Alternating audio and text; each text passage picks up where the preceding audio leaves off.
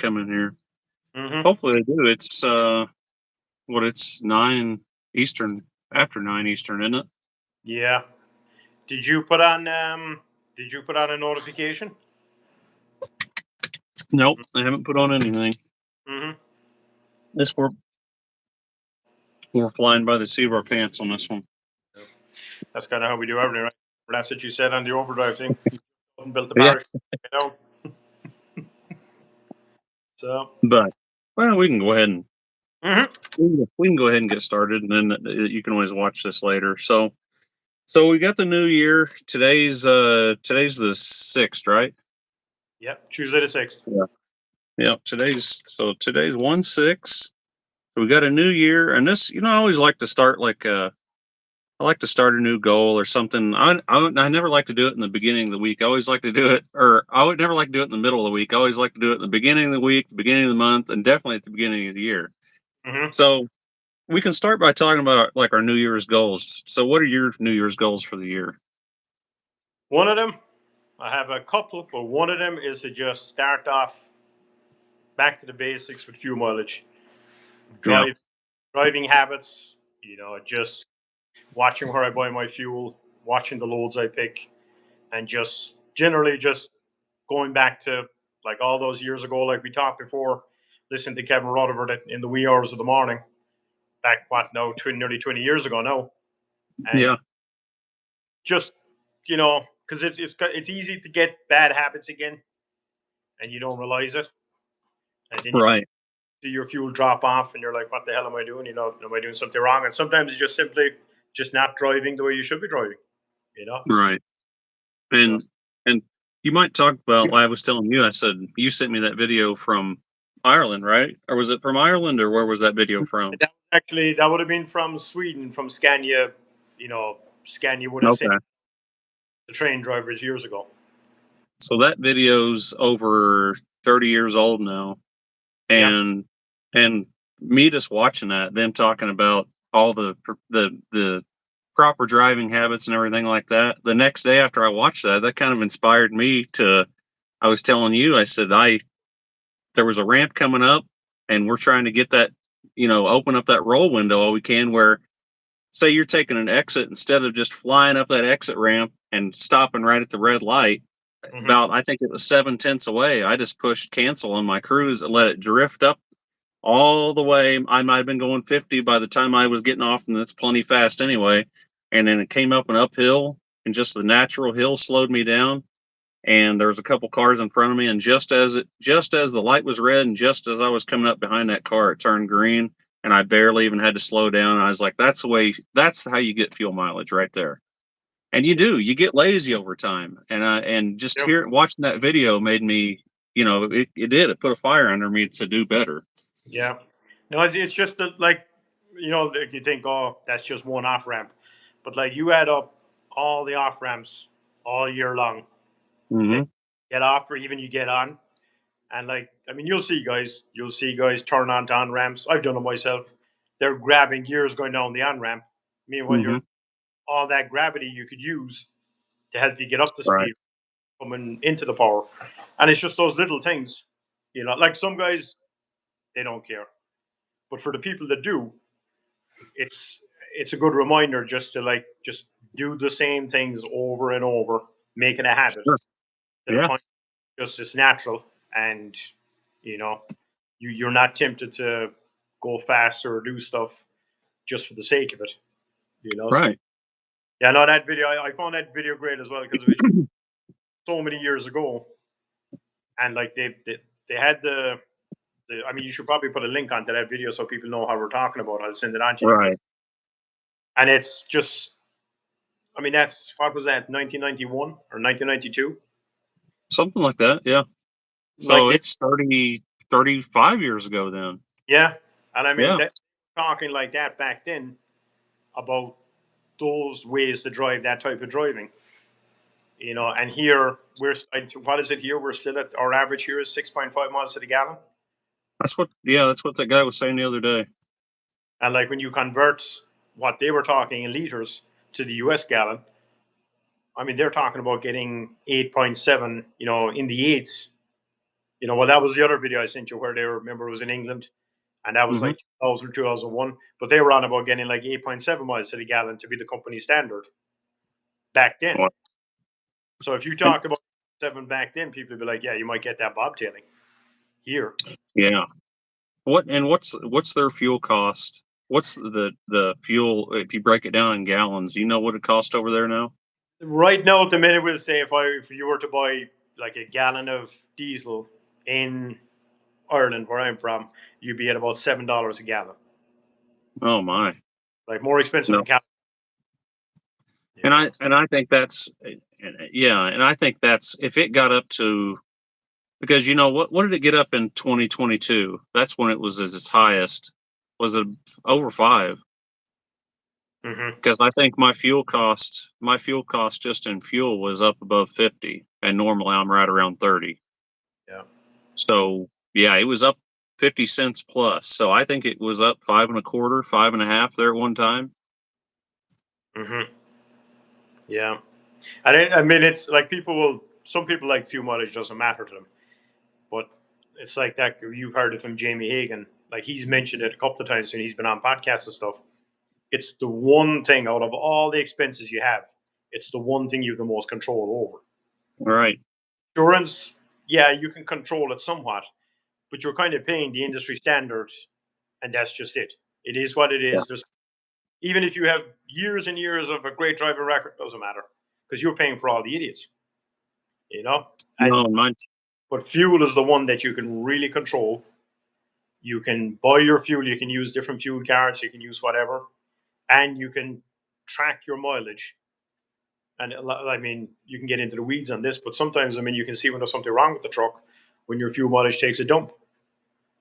You know, it's just things like that. I mean, the fuel is so important. I mean, well, a lot of guys, it just doesn't even enter their head. Yeah. Yeah, well, it is, and it doesn't matter. It doesn't matter which brand of truck you own, anything like that. Hmm. Just the driving habits alone. All you Definitely. have to do is slow down and do all the little things we talk about, and I guess we can get into that. A lot of people don't know what we're talking about, so um, Just before you go into that, I think you should tell the story about Darren when he followed you back from California, because that yeah, that image of the quarters flying out the window, yeah, I think that's just a great yeah. image. So that's a good story. You're going to tell Did, that one. well, did you have anything else for New Year's goals? Um, You said you're getting back to the basics, just with back to basics, keeping track of my numbers, using profit gauges, Kevin Rutherford's profit gauges, because I slacked off last year, and I mean I was nearly the whole way through the year before I got completely caught up, yeah, and I've just 1 week to do now, but I had to wait for the settlement to come in to do the last week of December, so I'll do that now. But that's one thing I want to do. I'm gonna every month. I'm just gonna do the last day of the month. I'm gonna just set aside the half hour or whatever to do it because it's so easy to do it. But so that's what I didn't know if you did yours weekly or monthly. no, I do them at the end of the month. So Okay, yeah, add that's what the I was. I'll add the settlement every week, but then my expenses. When you put in your settlements, you can put them in. Every Hmm. week from all together. But then I do all my expenses then at the end of the month then. So like all my everything, the fuel goes in automatically because that's something you could mention to people too. That like Kevin Rutherford's profit gauges, you can link the fuel gauges Yeah, together. So when you fuel up, right. add in your You're fuel, right. and Yeah, and then if you use his app, then you don't have to. It yeah, automatically goes into your profit gauges. So yeah, that is nice. But yeah, that's what I like to do mine at the first of a month to go like the first day of the month, which I'm behind on mine too, a couple months. And that's why that's one thing I try to do is everything trucking related. I try to buy on my debit card, on my trucking debit card. Then I don't get lost. I don't have to worry about receipts. I can just go back to my bank account and look at every purchase I made. And then of course with Keep Trucking, you got your beginning mileage and ending miles, and that's how it figures up everything on cost per mile. And then you put in your all the days you were out, and if your spouse went with you, and that's how it keeps track of your per diem. And per diem's a big amount. I mean, so that's something that you definitely need. I'm usually $10,000-$12,000 a year per diem. Yeah. And So I another mean, thing, that's go to buy parts and stuff with your personal car, tracking the miles on that because you yeah. can use them Oh as yeah. well. And that's what it's got a spot for there, personal miles. Yeah. Do. We got a few comments on here. This one guy, or I guess it's a girl, says, "Guy on the right looks like my uncle." Yeah, There you at go. that age, could be an uncle, right? Aunt Sharon said, "Good evening, Johnny and Kevin." That's Good Pam's evening. aunt. Yeah. And so, yeah, we'll put that to the end. So do you? Why don't you explain? You can go with it, and then I'll go with it some. How do you drive a truck? How do you drive a semi truck to get good fuel mileage? No matter what kind of truck it is, don't get into aerodynamics or anything like that. Just driving habits. What would you do to get good fuel mileage with a semi truck? Well, just drive. It's to make it plain and simple. When I first got into this, like actually, wanting to get better fuel mileage, I was doing a weekend run from New Jersey out to Chicago. Well, usually out to Ohio, but sometimes all the way to Chicago and then back to New Jersey. And it was a Western Star, mid roof Western Star, in 14 Cummins, 13-speed transmission, 355 rears, and pulling a 53-foot reefer. And we were, usually up around gross, sometimes maybe over gross, whatever. But it was always, and it had to be there, no Hmm. type. That was our mindset. Oh, we got to get over there to Chicago as fast as possible. We got to get back as fast as possible. It was just the way it was. Then I started listening to Kevin Rutherford, and he was on about how there was guys on about getting like 7 miles to the gallon with Peterbilt, hood trucks. I Yeah, was like, no way. I said, you can't. So then, right around that time, '07, '08 into '08, the price of fuel went up. It went up substantially. yeah, yeah, yeah. Yep, I remember So that. the guy I was driving for, he didn't care. He was paying me trip money. He had the weekend off. He was making loads of money at the time. He was getting a percentage of all the freight on there. So the more freight we got on there, the more money he made. So he didn't Yeah, care. Wasn't even on his radar. And I don't know if you remember at the time remember that we didn't have satellite radios on the trucks. We had the little separate unit, sure. and Yeah. you had a tape cassette in that you put into your Hmm. regular your cassette player on I, the truck, and you play it through it. I think the one I had, you tuned the radio and That, the. yeah, you could do that as Okay. well. But that kind of got funky, especially in Okay. Pennsylvania. So I got the Hmm. one with the cassette and would actually play it through the radio using the tape cassette. Yeah. So some of the people might be saying, "What the hell is a tape cassette?" But they'll Google. They don't. CDs are out of date. Yeah. So we were so I started listening to Kevin Rutherford. It was like midnight. He'd be on like Friday night or Saturday night, midnight. And he was on about all the things you could do. And the biggest thing was slow down. Yeah. And one thing he was always harped on about was the sweet spot. You have to find the Hmm. sweet spot. That could be 56 miles an hour. It could be 53 miles an hour. It could be 62 miles an hour. And we found with that, because there was two of us that would drive it, I do one week, he do the other week. We found that 62 miles an hour is where that truck was happy. And right at 62 miles an hour, it got the best fuel mileage, no matter what weight you had on it. And we'd be doing about 1,300 RPM with an N14 at the time. That was I think that was a 525 horsepower Cummins at the time. So we just started driving, and I don't know if you remember it. If you had a Cummins or a Cat back in them days, you used to have the little dash readout, Yeah. or your boost, your all things like that. And there was a guy called Bruce Madison, who owns Pittsburgh Power, still going to this day, and he was always on about keep your boost down Hmm. and use it as and drive like there's an egg under the pedal. Yeah. Just don't mash on the pedal. Just roll into the power and just use just all the power you need just to get up to speed and maintain it. Don't be just mashing on it. Which I mean, that's the way I learned. You got up to speed. You floor the pedal. If you were in a government truck as a company driver, you just kept that pedal floored all day long. that was the way you drop it. And And we one thing I always heard him say easy on and easy off because easy it's off, hard on turbo just to, you yeah, know, to jump off it, yeah. And of course, this truck had straight pipes up the side, so I mean, we were rolling the jakes everywhere.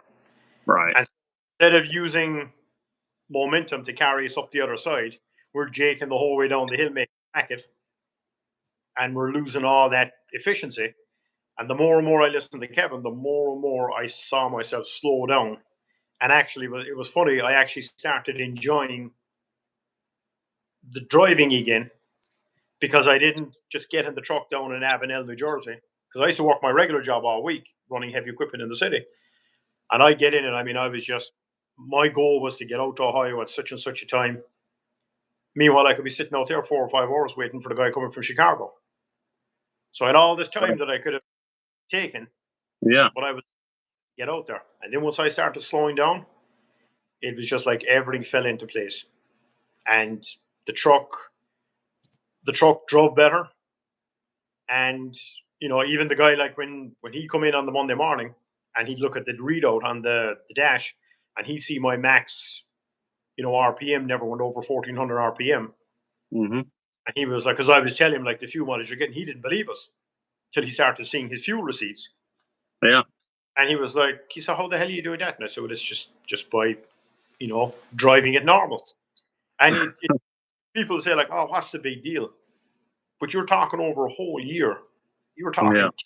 thousands of dollars if you That's, do it properly. and that's when we talk about averages. When you really look at a year average, a week's nothing. Yeah. 30 something, 60's better, 90's even better, but a whole year. And then you get a truck like you see its lifetime 200,000-300,000 miles. Then you can really, one bad tank is not going to change that average very much at all. Looks like Herschel and Scott Gibson are on there. Oh yeah. Oh, how you doing, guys? Speaking of Scott Gibson, that's what I wanted to ask him how the truck's doing. Yeah. If he's still on there. I think he's what he put up on the site. I think is he like a gallon and a half more than. And in fairness, he was getting what he's getting with that W9 is pretty damn good for what he's at. Yeah. He was he was getting 6.2 or something. I think he was getting with that. That's what I was saying. I'd love to drive a hood truck again just to see what I could get out of it because it was just flat out hard as that thing would go whenever I was driving it. Yeah. He said doing great, exactly right. I guess it's getting a mile and a half better. Yeah, and like it's the winter down there, and he's in some really bad weather up there at the minute in New York. Right. Well, talking about averages, we were just talking about him the other day. When he gets in the summer, he'll be up 2 mile a gallon. It'll be at least 8.2. I think if I don't know how heavy he is all the time, but there's no doubt in my mind it'll be 2 mile a gallon, possibly up to 3. Especially if you got the light, I know he's pulling an open deck and everything, but definitely an improvement. 2 mile a gallon's a lot of money. Oh, it is? Even a mile and a half. Yeah. I mean, you add that up over 6-7 months. Even though, like you said, that's a lot of money to save. Yeah. And I don't know what Herschel gets with his. He pulls the containers, so they're ugly. They're ugly to pull behind you. Yeah, he's always close to 80,000. Yeah, so that's pretty damn good, even with both trucks. With the W9 and the Cascadia. Oh, so he's like 7.7. What did he say again? What the hell was it? If he was 6.2 and went up a mile and a half, I'd be 7.7. Yeah, something like that. Yeah, that's pretty good. And like I said, for the winter time, I'd heard. What did I hear the other day? I don't even remember where I heard this. For every 10 degrees, if the temperature goes up, you pick 2% up in efficiency.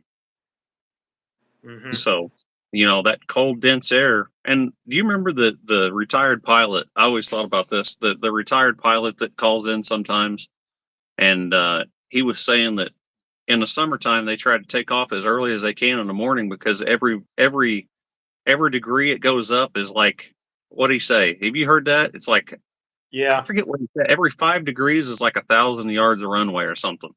yeah, they call, yeah, Because you don't have that density in the air and you don't have that lift.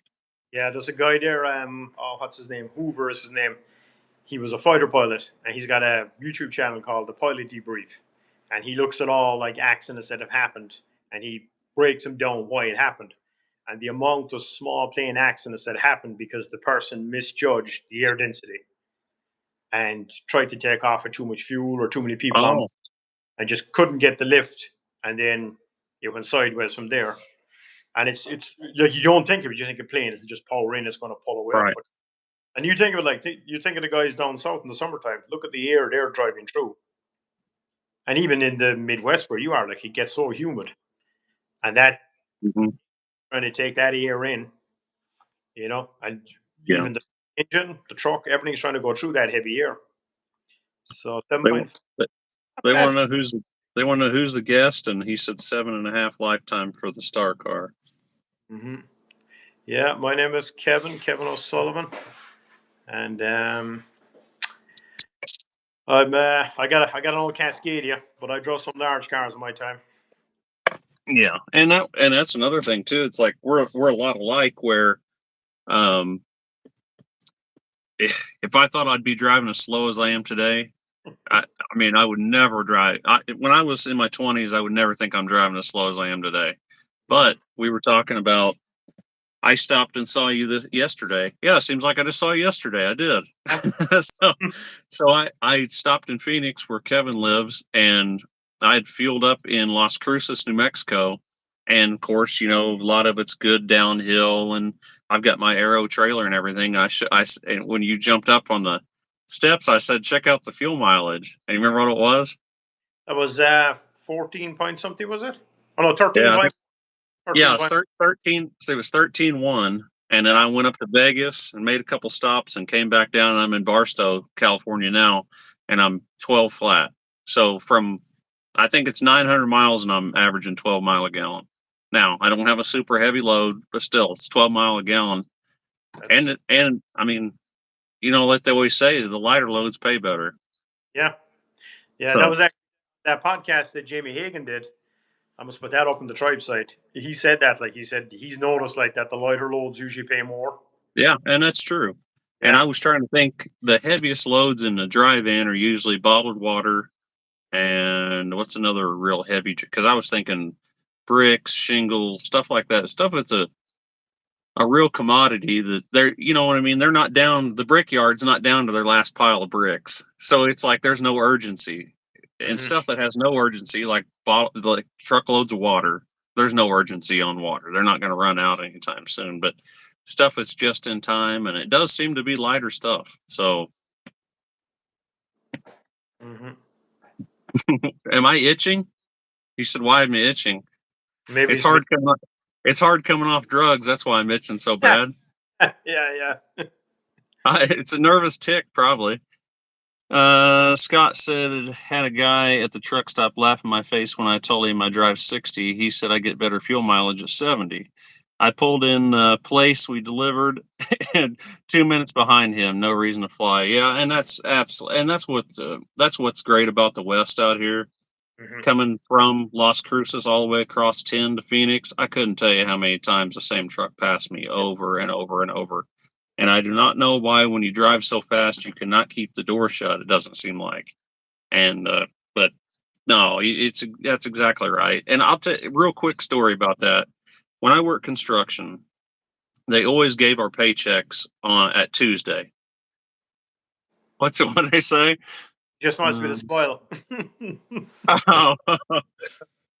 Anyway, what Scott's talking about, there was, so it was me and two other guys, and he had a company truck. So we would go down to the office and pick up the checks on Monday night and then bring them to the job site on Tuesday.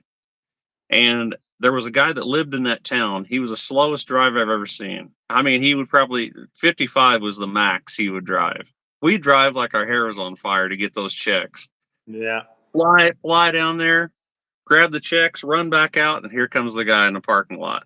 I mean, we gained a minute or two, and the guy was. I mean, it's a classic tortoise and hare story, Yeah. but that was kind of I always thought about. I was like, man, what are we really doing driving this fast? The guy's right here. We're not gaining that much, and we got a speeding ticket before. I guarantee he never got one. I used to see that when I used to leave the job site, and when I walked down in New York, and you'd be in Brooklyn or you'd be wherever, and like come Friday evening, everyone would just be leaving there, like you said, like their hair is on fire. And I was like, I'm just gonna go out and get stuck on the rush now because everybody's leaving, everyone's going across the GW or they're going upstate, they're going wherever. So I used to just hang back for like an hour. I go up the street, I get a cup of coffee. There was a couple of little parks around there. Just go and sit in the park if it was summertime or spring or out, fall, and just sit there for an hour. And after that first hour, you get out on the road there. No, you still have traffic, but it was so much less Oh yeah, rush. And you get home, like guys that call you, then they're like, "Oh man, I just got home now," and I'm like, "Yeah, well, I'm like 10 minutes away." So they had an extra hour of yeah. traffic. I mean, while I sat for that hour just relaxing, So there's a lot of That's there is an awful lot of it in this. Like, no, it is. Some guys have to move. There is guys at haul freight where they gotta go. That's it. That's the way their runs are set up. But if you can manage your time and you don't have to hustle, man, you can actually enjoy driving. You can really yeah, enjoy it. and that's I always and that's a good thing. Like I've heard people say that speed is just a tool, and it's like whenever I came on this West Coast trip, I kind of had my stops already laid out, and that's what helps too. Is kind of trip planning before you even leave home, and then you can see how fast you need to drive to get to a certain spot, and then sometimes I've driven this truck 75 miles an hour for a short period of time because it was a load I had to pick up. So what's the expression they always say? Drive as slow as possible, but as fast as needed, something Yeah, like that. And yeah. that's a pretty good way to put it. Hmm. Let's see. Scott's talking to you. He said there's PC 900. Man, that's a big machine. Yeah, Scott, that's on 13 axles. If that was a Manhattan, that'd be a 6 axle load because you just have to get it out of there. Well, you wouldn't be able to get it on there, but we haul some stuff out of Manhattan that you'd have to get a crane in there to break it down. Yeah. You're never going to get the permits. So we often went out like, maybe a 4 axle load by 4 axle tractor, 8 axles. We went out with some crazy loads on it. And we used to get what we used to call it the NYPD permit. We hire a guy for the night who was NYPD off duty, and he'd sit in the Mhm. passenger. And whenever you get up to like the bridges and stuff that you have to cross, when you go up like First Avenue all over the top into the Bronx. And if there was any that time there was MTA cops. If there was anyone of them look at you, he just hold up his badge and that was it. You just roll on. So you're basically you're paying kickbacks, and that's what they say about the city. You got dirty money. You got to pay the cops off to get anything done. But the thing is, you couldn't like to break down a machine like that. If you to take the counterweight off it, maybe Yeah. take profit to get it legal. Right. Take up a whole street. If you block a street there, I mean, anyone who's delivered into Manhattan knows that you get a finite amount of time to back into a job site or back into Yeah. a business. The Yep. people give time, but if you go over that 15, 20 seconds, they start to lose Yeah. it. Right. Oh, I've had people. That's what's the difference. I've noticed the difference between city people and country people. Sometimes you want the country people to go on around you, and they'll give you. They won't go around you. Like, no, no, I'm in no hurry. Then the city people, I've had people go around me where I couldn't believe they went around me. They went through like it'll be an edge of another business. They'll cut through that parking lot or go on a sidewalk. Or it's like, I can't believe. I mean, I did it. Usually one, two little, maybe a little pull up or something, and no patience at all. No, no. And again, it's just when you live in a city and you're walking it, it's a rat race. I mean, Yeah. the costs are so high. I mean, there was a job we worked on one time in Manhattan. If you had to park your vehicle in one of the parking garages, it was $55 a day. So like Oh yeah. you do that every day. So like guys would be so creative making parking spots, and it was like they'd Well, I park bet. good. I mean, in the end, I used to just park. if you park like maybe 10, 15 blocks north or maybe 20 blocks north and just walk down in the morning to the job from there, it was a lot cheaper. You could park on the street. You Sure. know, a lot of guys don't want to walk. So, So again, it goes back to just taking your time. And if you can, like Scott was saying there, like if you can go slow, go slow. yeah, and And I you'll, guess go yeah, ahead. go ahead. No, yeah, walk away. No, I was just going to ask you. Did what we're going to start with is, especially watching that video, did you kind of talk about the mindset before you even sit in that seat? You got to, you got to have it in your head. This is what I'm going to do today, and that is a lot of truth of just like before you even get in the truck, relax yourself, give yourself plenty of time. If you think it's going to take an hour, give yourself 2 hours, and then it'll be. I know not every time you can do that, but I'm saying as a general rule, I have nothing I ever do is late, and I drive slow as can be. But Mhm, because I allow I might have to leave home a little bit early, but I'm telling you the stress level. I'm not telling you anything. mhm. The stress level just drops a ton. I mean, you don't have all that stress of I got to get here. I got 2 minutes to get here, and like the time you're talking about also. When I said I got pulled over for driving too slow, Yeah. and the Tennessee state trooper when he jumped up on my truck, he said, "Why are you driving so slow?" And I just asked him, "Am I doing something wrong?" He said, "No, it's unusual behavior." And I was like, and I explained to him, the minimum speed was 50, and it was on in between Memphis and was it Memphis and Nashville? Yeah, that's what that stretch of 40. And the minimum speed's 50, and I was going like 58, 57. And I told him, I said, I know the place I'm going to. I know they won't take me any earlier. I'm going to be way early even driving this slow. Why just go there and just, stare at the fence? Because they won't let me in. I know they won't. So I don't know. Just every situation's a little bit different. Mhm. No, and I see. Like I told you that time in Germany when I woke up, I slept out, and the Germans are very particular about time. They that's one of their things. And I was like, oh man, I'm Yeah. gonna miss now.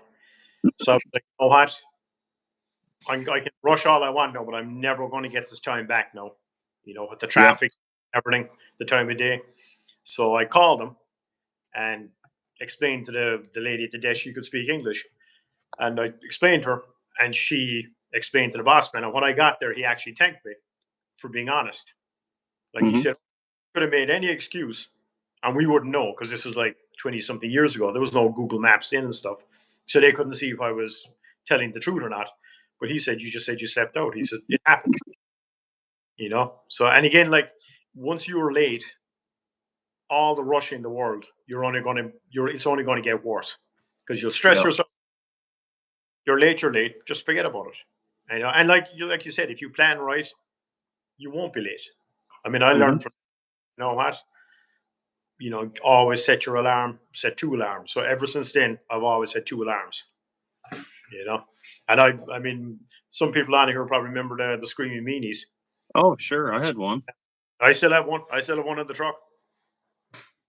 And I think I slept. I don't know. Maybe I was just so tired. Maybe you sleep better when you're younger. I don't know. But I think that thing wouldn't even hardly wake me up sometimes. no, that'll wake you. If you put on the highest setting, that thing will wake you. It'll wake the guy next to you, and he'll wake you then. Right. But and that's the other thing too. It's like there's so many things, and that's what we were talking about before we started this. This is kind of just a back to basics thing. Maybe that people that have never heard about how you get good fuel mileage and all the benefits it can be. It can be a benefit to you. It can be a benefit to your equipment because you know I never really thought about that, but there is a big tie between fuel mileage and maintenance on your truck. Hmm. And let's see, this is for me. That's the guy. John Lindley's the guy I took with me. Him and his two boys down to Louisville Oh the other yeah, day. But I got a long way to go. yeah, Yeah, he'd probably he's got a big suburban. And yeah. he's the king of the road with that thing. But Smoking no, the there's a lot of benefits to it. It's not only is it not only as an owner operator, it's your biggest expense. Your maintenance costs will go down on your truck. Your IFTA will get cheaper. Am I forgetting something? What else? You're right. Well, the IFTAs, I mean, you see the hassle I have with Schneider with my IFTA. Yeah. I actually had to get a download, DDEC, they call it. I had to go to Freightliner and get my ECM downloaded so they knew I wasn't telling lies about how much fuel the truck was burning. Hmm. Because they were defaulting me back to, what was it again, 4.5 you said, was it? Or 4. Oh, maybe it wasn't that far, was it? Yeah, I think it was 4.9 or something like that, is it? That's the average. That's what they default you to because they think that you lied. So, Oh, so they yeah, don't know how much you lied, so they're just going to assume you lied a lot. yeah. Okay. Like I said to the guy, so why would I lie? Like, how does it benefit me? He goes, oh, Yeah. well, but I said, look at if I'm hiding fuel, I said, my fuel is a write off. Not all of it, obviously, but like a percentage of it. So, but since then, no, I think the last quarter, I think I owed California, was it like $24? So, which wasn't bad because I mean, No. I spent nearly a week running up and down through there, but I try not No. to. That biodiesel that they have in California is just horrible. So I you mean, did buy some fuel here, right? I did. I had to, but I'd only put in like enough to get me back to either Vegas or to get or into Nevada or back into Arizona. Yeah, it gets pretty expensive to run out here if you don't buy any of their fuel. Yeah. Which, that's how we talk about buying. That can be a subject for another day. But yeah, I'm just looking at the notes about the fuel mileage. I mean, having the right mindset when you get in the truck, we talked about that, and then and that's what I found. They say 30% of fuel mileage is the driver. So if you're going to get good fuel mileage, if you have any kind of truck, just drive it right, and your fuel costs. And that's a quick story I can talk about. Whenever I was thinking about buying one of these Cascadias, the company I was working for, our fleet average was 6.2, and I thought I'm going to drive this truck like it's my own, and I'll see what kind of fuel mileage I can get out of it, and that'll kind of make my, and it was a DD13. Mm. Um, and I started driving it like I would drive my own truck, and it went up to 8.2, and that was 25%. And so, but they say it can be up to 30% is the driver. And so, yeah, that's having the right equipment, and if you do have the right equipment, and maybe there's little things you can do to it along the way, like say it's got poor rolling resistance tires. That's just something, when you come to get tires, then put the right ones on it, Hmm. and you'll keep on getting better and better as time goes on. You don't have it's not gonna happen overnight unless you were to buy a brand new truck and you could spec it exactly like you wanted it. Then it would be perfect. But buying a used truck, you just get a little better as time goes on, and that's why this truck's doing so much better than my last one. Is because I was able to put all the aero in my trailer, and so this truck's had an unfair advantage from the get go because I already hooked it to a trailer that's got all the aero on it. I think. Plus, this has got the DD12 with the eCoast, and that's another thing. When you're out west here, you can really really see the benefit of eCoast. That Hmm. thing hits eCoast, and you might glide down the hill 10 miles before it ever does anything. Actually, most of the time you got to back it down a little. Hmm. And that's real quick. And you can go with this truck. This truck has got descent control, and how you do that. Anybody that's got a Cascadia, you take your Jake brake into the first position. And if you've got your cruise on, push the cancel button, put the Jake in the first position, push set. And on a long grade, say I want to keep it at 75, it will keep it right at 75, and you don't have to worry about it anymore. So with this truck, really, I find I drive it with my hands more than I do my feet. You know what I mean? I'm working the truck. I'm driving the truck with my thumbs and not my feet. Yeah. So anyway, it's a big difference between flat ground and the hilly ground they've got out here, and you can really kind of test this stuff better because being in the Midwest, you don't really get to use descent control. There's not enough hill. A little hill, you're better off just to put the Jake on and let it slow down, and you don't need all that. Yeah. There you go. Scott said get a scan gauge KR. I got one on my dash. I know you got two of them, right? Got two of them. Hmm. So And what do you? that thing is a great little tool just for just because you see real time what you're doing, and you Yeah. realize how little horsepower you can actually use Yeah. on the road. I mean, I was coming out there the other day. There, what was I, 32,000 pounds, I think I was, and just going along on the flat, I'm using like 54 horsepower to move myself along the road just to maintain my speed. Like 54 horsepower. You know, your boost was like, I don't know, 2 point something. And it's, I mean, I don't know how accurate that is, but I mean, at least it's something you can look at. You know, you can get Yeah. some idea. Scott said New Cascadia doesn't have that setup anymore. All the crews now no Jake brake movement. Well, this is a 19, so I haven't really got to drive a new one yet. So that'd be a learning curve No, for me. so what Scott is on about, the way to have the run over or whatever, Hmm. to on like once you come over a little bit. But I think if you're coming down a big long grade, you can set that descent control to a certain level, and it'll just hold you the whole way down without Yeah. ever. Maybe I don't know because I haven't driven one of the new ones. I remember my old Cascadia that had the DD12 that had that. This truck I have now is a manual. I can still set it where the Jake will come on, Yeah. not as Well, efficient the setup you have.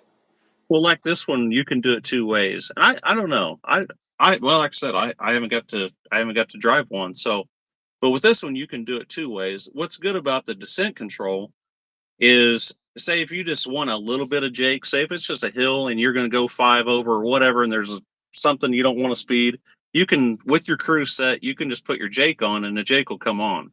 Mm-hmm. But it won't know when to slow you down. It won't know when to stop.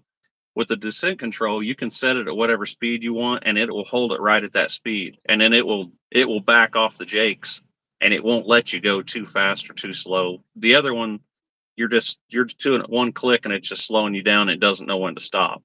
Yeah. So that's the difference between just jaking it and then the descent control. So the descent control you really never need unless you're on a super super long grade. Mm-hmm. But coming from, oh, what's that one? It doesn't matter. There's one, you're going way downhill for a long time before you Baker. before you come into Tucson. And Oh, that's where that stuff kind of came in handy.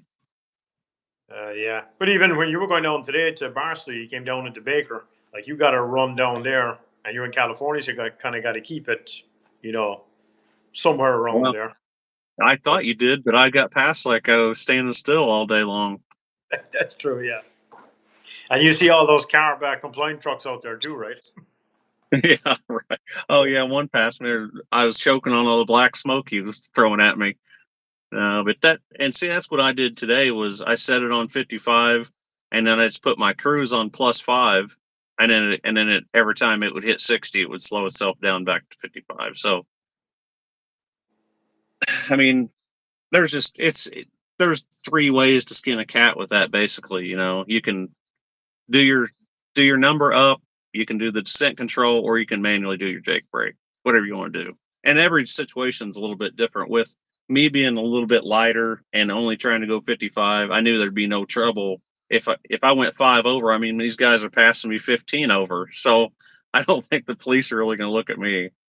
No, no. It seems from running like I said, it was years before I ran in California, and now that I've been running out here again, it seems like they don't bother anyone.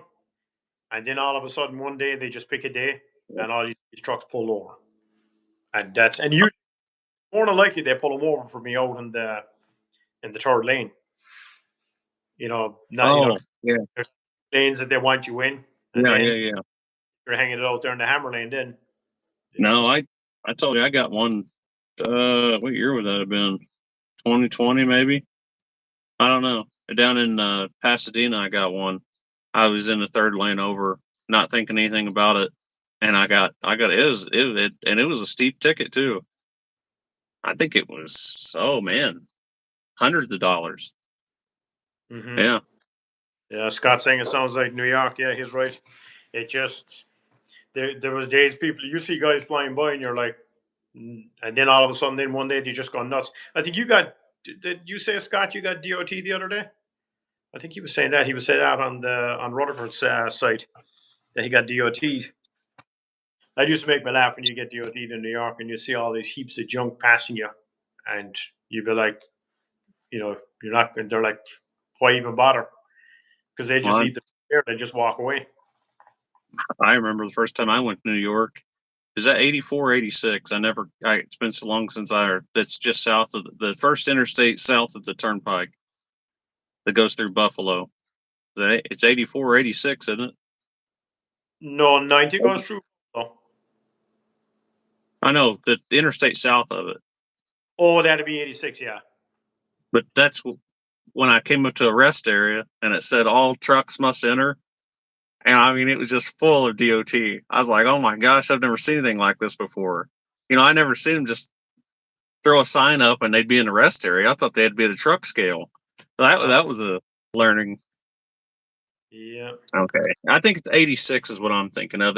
Whatever goes through Corning. Yeah. That's 86. It's old 17. Okay, Route because 17. that's my first drug test I ever had to do with OIDA.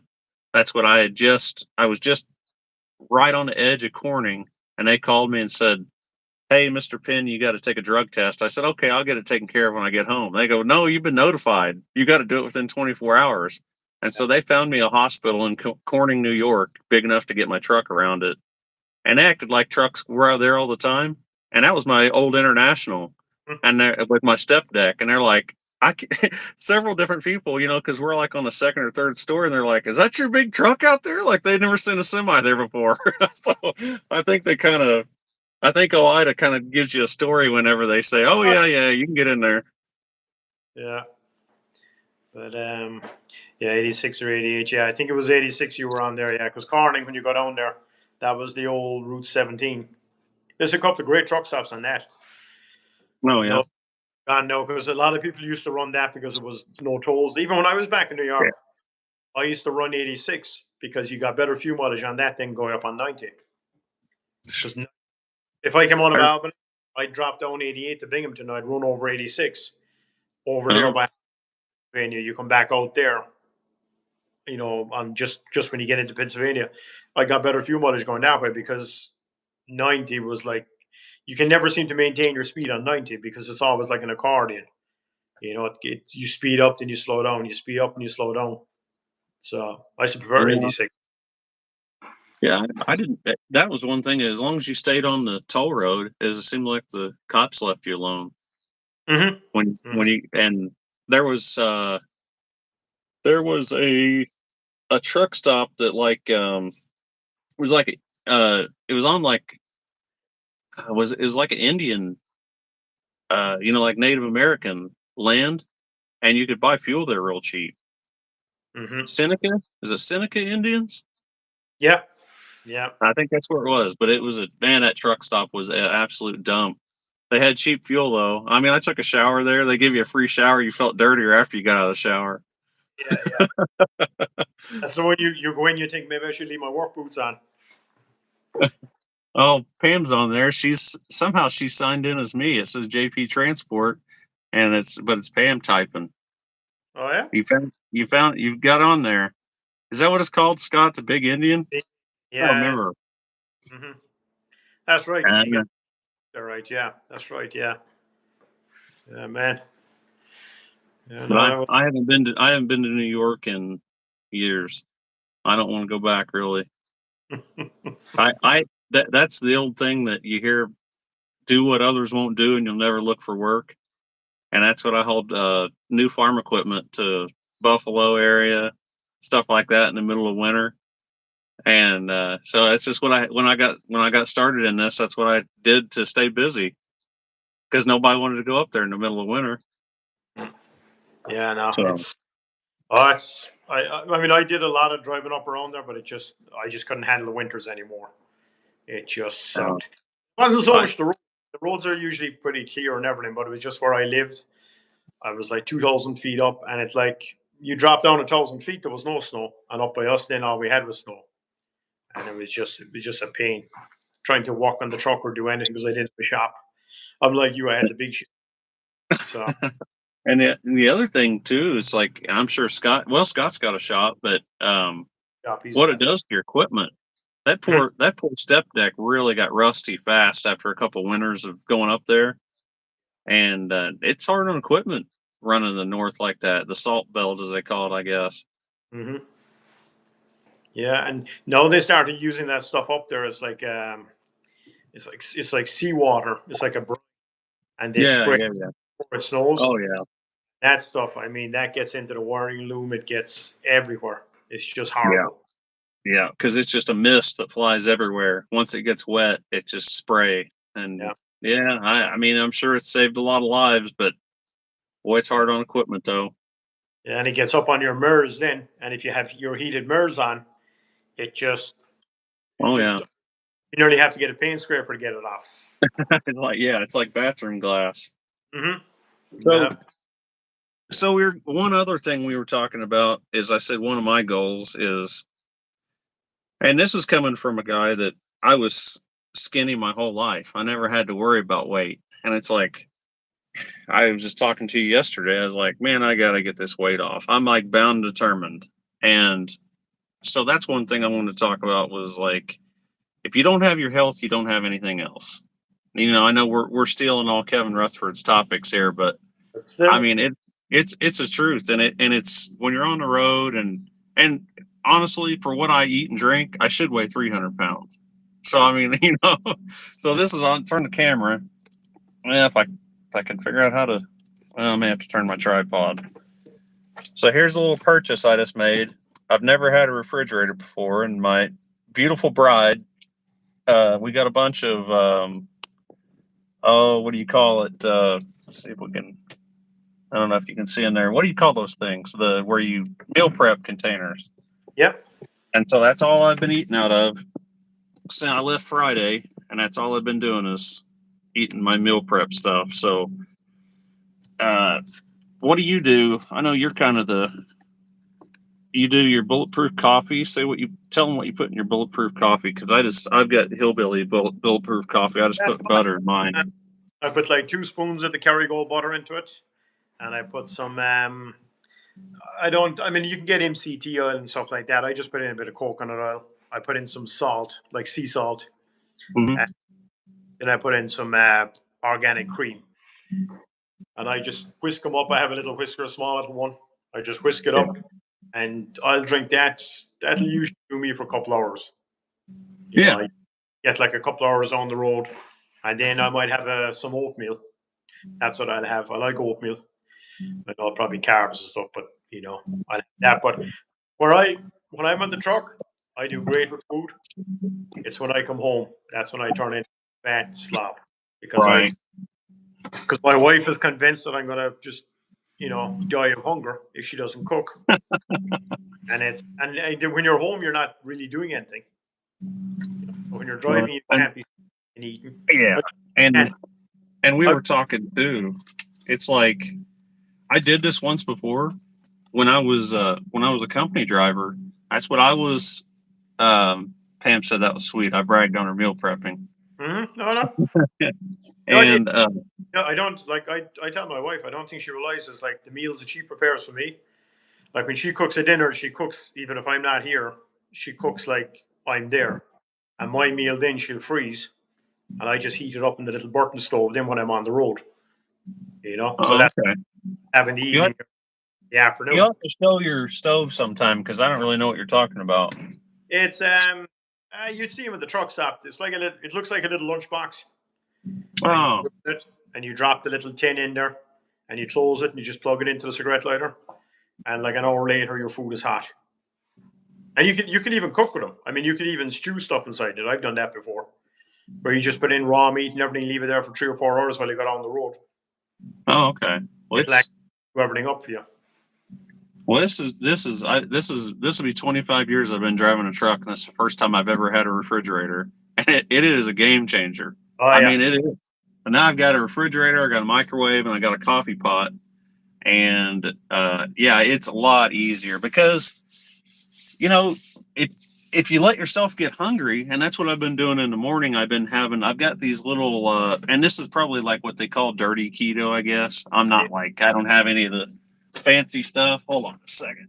Like these might be bad for you. These, and they're just like these little individual meat sticks, and they get them at Walmart. They're cheap. They're there's no carbs in them. I don't think they're 40 calories a stick.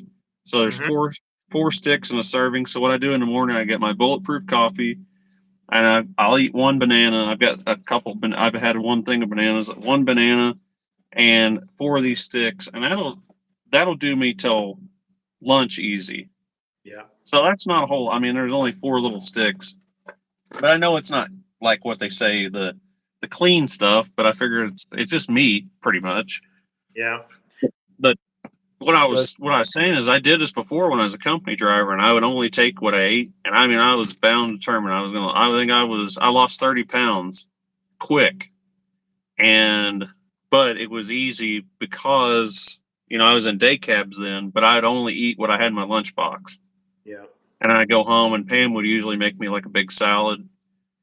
And it's amazing. Wow, when you're disciplined, that weight will just fall off of you. Yeah.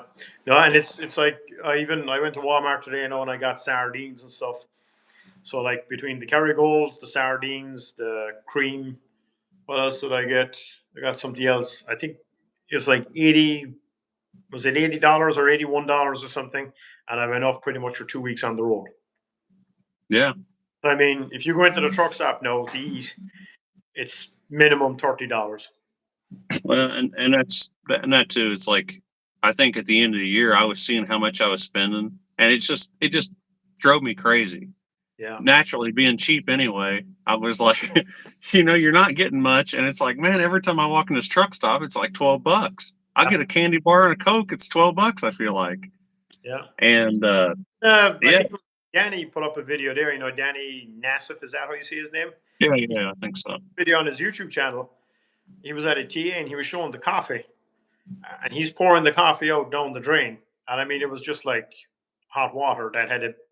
It looked like you had cleaned your pipes and it was right. And I didn't that's know he had a. I'm and, sorry.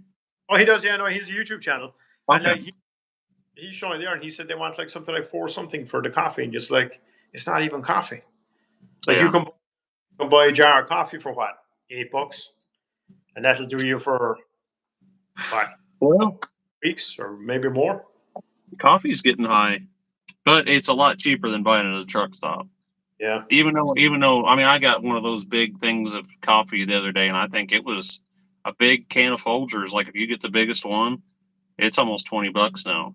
yeah. Let me see. I got one here. I got today. Here. This is from Oh, Walmart, I didn't. and it's this is the one here. I don't know. Can you see it? Instant coffee. Yeah, but Yeah, you put taken in the thing, but for me, I just put it into the water. That thing was one that I gave. that's right. And that's Scott. He said he's in the health coach. I didn't know what he was talking about at first. Yeah, that's the health coaching. I thought about doing that myself. I probably should do it, but Well, it's just like saving money. It's like anything. You saving money, getting good fuel mileage, losing weight. Everybody knows how to do it. It's just a discipline to do it. You know what I mean? To lose weight, you burn more than you eat.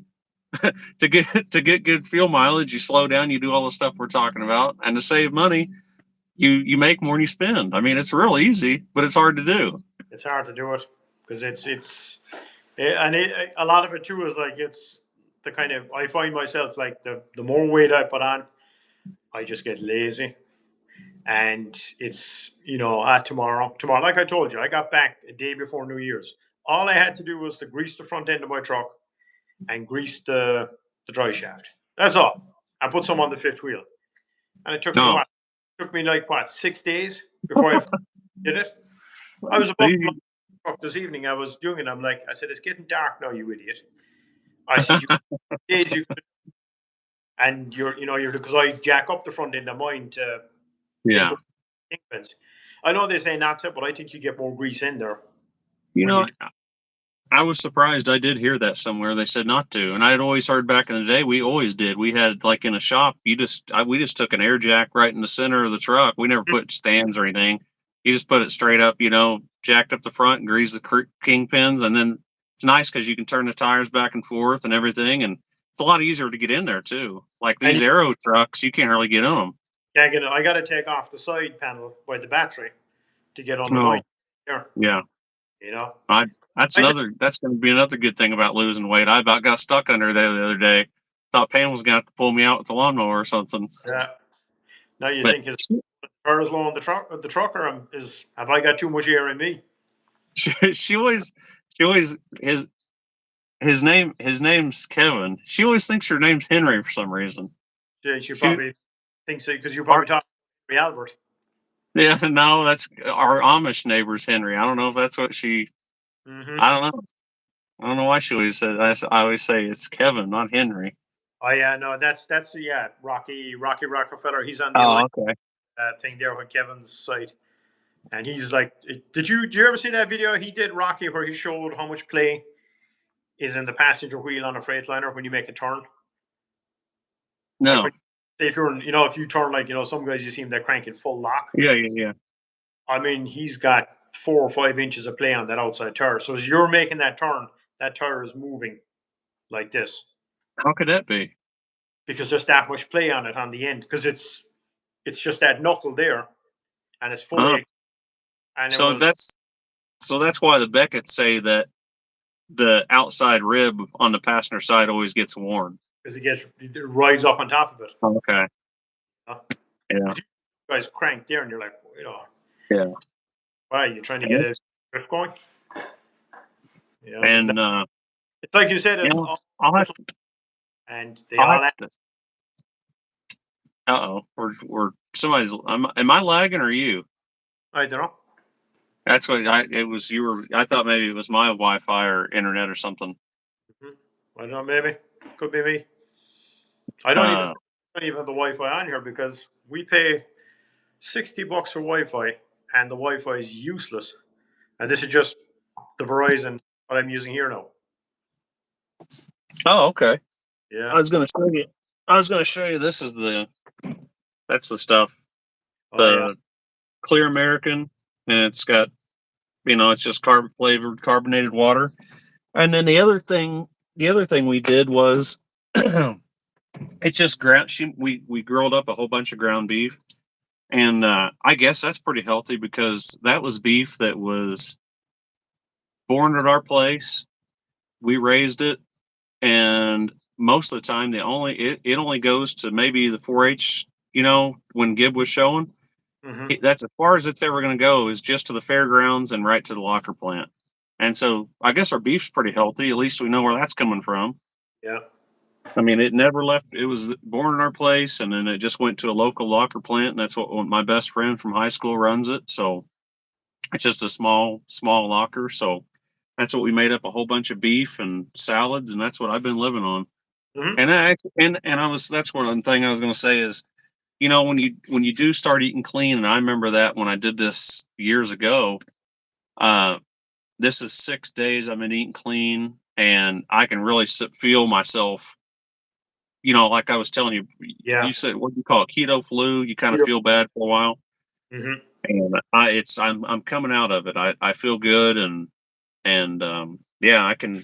It's inspiring to keep going with it. Yeah. What Scott? If you're still on there, what are you doing? Are you doing keto? Or are you doing carnivore? Or what are you doing? A combination of everything. Wash the dressings. Oh yeah. Dressing. Um, You gotta wash that the seed oils. yeah, I am kind of cheating on my dressing. Yeah. Uh, No, those seed oils are lethal. dang, there's 40 calories in 2 teaspoons. Mm-hmm. And you're not going to just put 2 teaspoons on your salad. Well, I'll put at least 3 on it. Yeah, just clean your meal. No, Scott I usually drowned it in it. Yeah, Scott is saying there he does a little bit of both. Just clean your meals. Yeah, that's the main thing. I mean, you can't, some guys are really good at it. But like, I still like my oatmeal, Yeah, because that's what we grew up on. We always had oatmeal when we got up in the morning. That's what we had. right. Now there was no sugar in it. If we had honey, it was like local honey. My godmother used to make all her own honey. But even that, like when we were growing up, every veg we had came from our own garden. Like we had a salad garden, and we had like a kind of a veg garden with potatoes and everything. Hmm.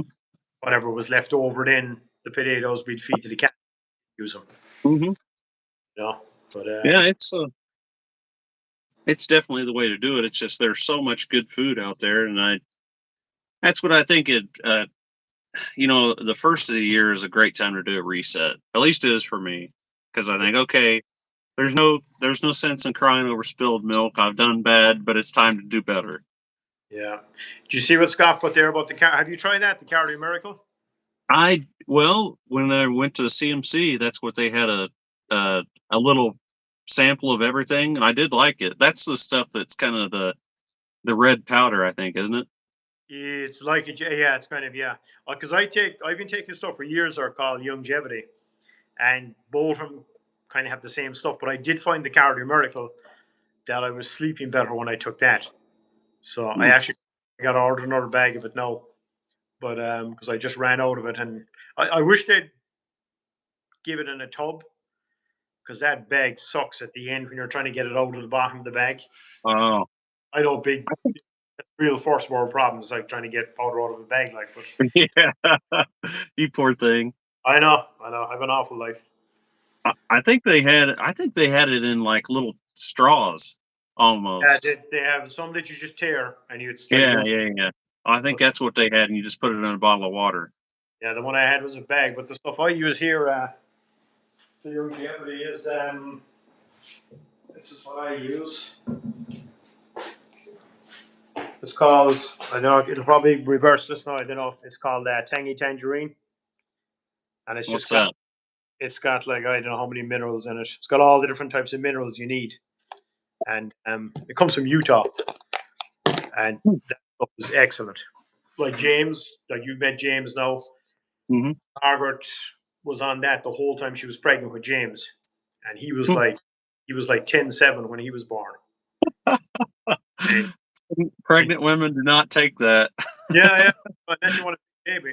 But anytime he gets sick, he takes that every day now. That longevity. Anytime he gets sick, he'll go to bed. He won't complain. He just go to bed. You'll go in, he'll be on fire. Like his temperature will be through the roof, and you'll be like, "Oh man!" Hmm. And the next morning he gets up and he's fine. Hmm. And I put it down to a lot of this. He's on this every day. And he doesn't take sodas, and we got him. We kind of kept him away from all that stuff, and that's where homeschooling helps a lot. You can kind of Yeah, sure. monitor what he eats. Again, when he's a teenager, he's going to do whatever the hell he wants. Yeah. He is kind of conscious of that stuff, which is a good thing because when I first started driving trucks back in '98, you might even remember this one. There was a Coca-Cola called Jolt. Oh Remember, yeah. it had the Yep. lightning Yep. stuff that had some amount of stuff in it. And then I started drinking Mountain Dew as well. Hmm. And I remember I was driving along one day and I could feel something at the back of my throat. I was like, what the hell is that? And it was like a lump of skin coming off the back of my throat inside. I was like, what the hell? And then I said, it's got to be all the soda. And that was back in '98. That's when I just stopped all sodas. The only time I'd have a soda now is like if I was at someone gave it to me. Yeah, That stuff was lethal. he's Well, right. Yeah. there was some stuff called Surge. I don't know if you remember that or not. It was kind of like, yeah, I don't know. I know that stuff had it was kind of I don't know. It must have been like the late '90s or something. They came out with all these. Well, now look at all the. I've never had a what's the Monster? Oh, What's the no. other thing? Red I've Bull. never had one. I wouldn't go near him. The only Uh, sorry, I lied there. The only time I'd have a Red Bull is there was a thing that they used to do back in Ireland back in the 2000s. So you get a shot of Jameson with half a can of Red Bull. yeah. Let me tell you, you wouldn't sleep for days after that stuff. Well, that was a thing too. Is like in the early 2000s, probably it was Jägermeister Yeah. and Red Yeah. Bull, Jaeger bombs. Oh man, Those were good. Yeah. They had actually had it in a bar, the local bar there, it had like a you put a bottle of Jägermeister on it, and it was on tap, and it Yeah. would get it real cold, and that's what it is. Let's not get on to alcohol stuff, but No, no, that was the only time I ever drank it. well, Wink, wink. no, I can't drink no, and the simple reason is, I cannot handle the next day. I Yeah. can't avoid having a sick head anymore. I mean, when you're younger, I mean, you get a sick head, you go straight to work, and you tell yourself all day, "We're not going to the bar this evening," and then Mhm. for somebody says, "You're going to go for one." Ah, we go for one. You could do no, no way. If I had a couple of beers now and a couple of shots of whiskey, I mean, the next day I'm as sick as a small hospital. I just couldn't do it. That's my problem. It agrees with me too good. That's Yeah, what it is, but and me too. It that's goes. what I like. I like my beer, but that's one thing that I'm last January I said I'm quitting alcohol. I didn't drink for 6.5 months, and I didn't miss it. And then I think it was one day putting up hay or something when it's 1,000,000 degrees outside. I was like, man, I'd love to have a beer, and then you start doing it again. Yeah, what I did to get out to get that, because it is nice. Like when it's a hot day or something, Yeah. what I'm doing was I started getting the Guinness, but the non-alcoholic Guinness in the cans, Oh, okay. and that, I mean, that just goes down. It hits the spot, but you don't have the alcohol out of it. Yeah. And no, I like that. But no, I mean, we grew up when I was growing up. I mean, alcohol was everywhere. Oh, yeah. Wasn't as abundant as it is now. Like, I mean, if you go you go into a bar now and you look, just like, I don't know how many different types of drink. When I was, and it, again, like when I was growing up, you couldn't afford to get drunk. We didn't have the money to do it. So, you did what you did. Tell them that story about you were telling me about with the first or did you already tell that one time? No, I don't think you did. The story about whenever you went to the first wedding reception, you couldn't believe it was an open bar. Oh yeah, yeah, yeah. It was out Long Island. That was in 95 or 96. And I go to the counter and I asked your man for what I want, whatever. And I start giving him money, and he goes, "No, no." He goes, "It's an open bar, buddy." I'm like, "A what?" And he goes, "It's an open bar. You don't have to pay."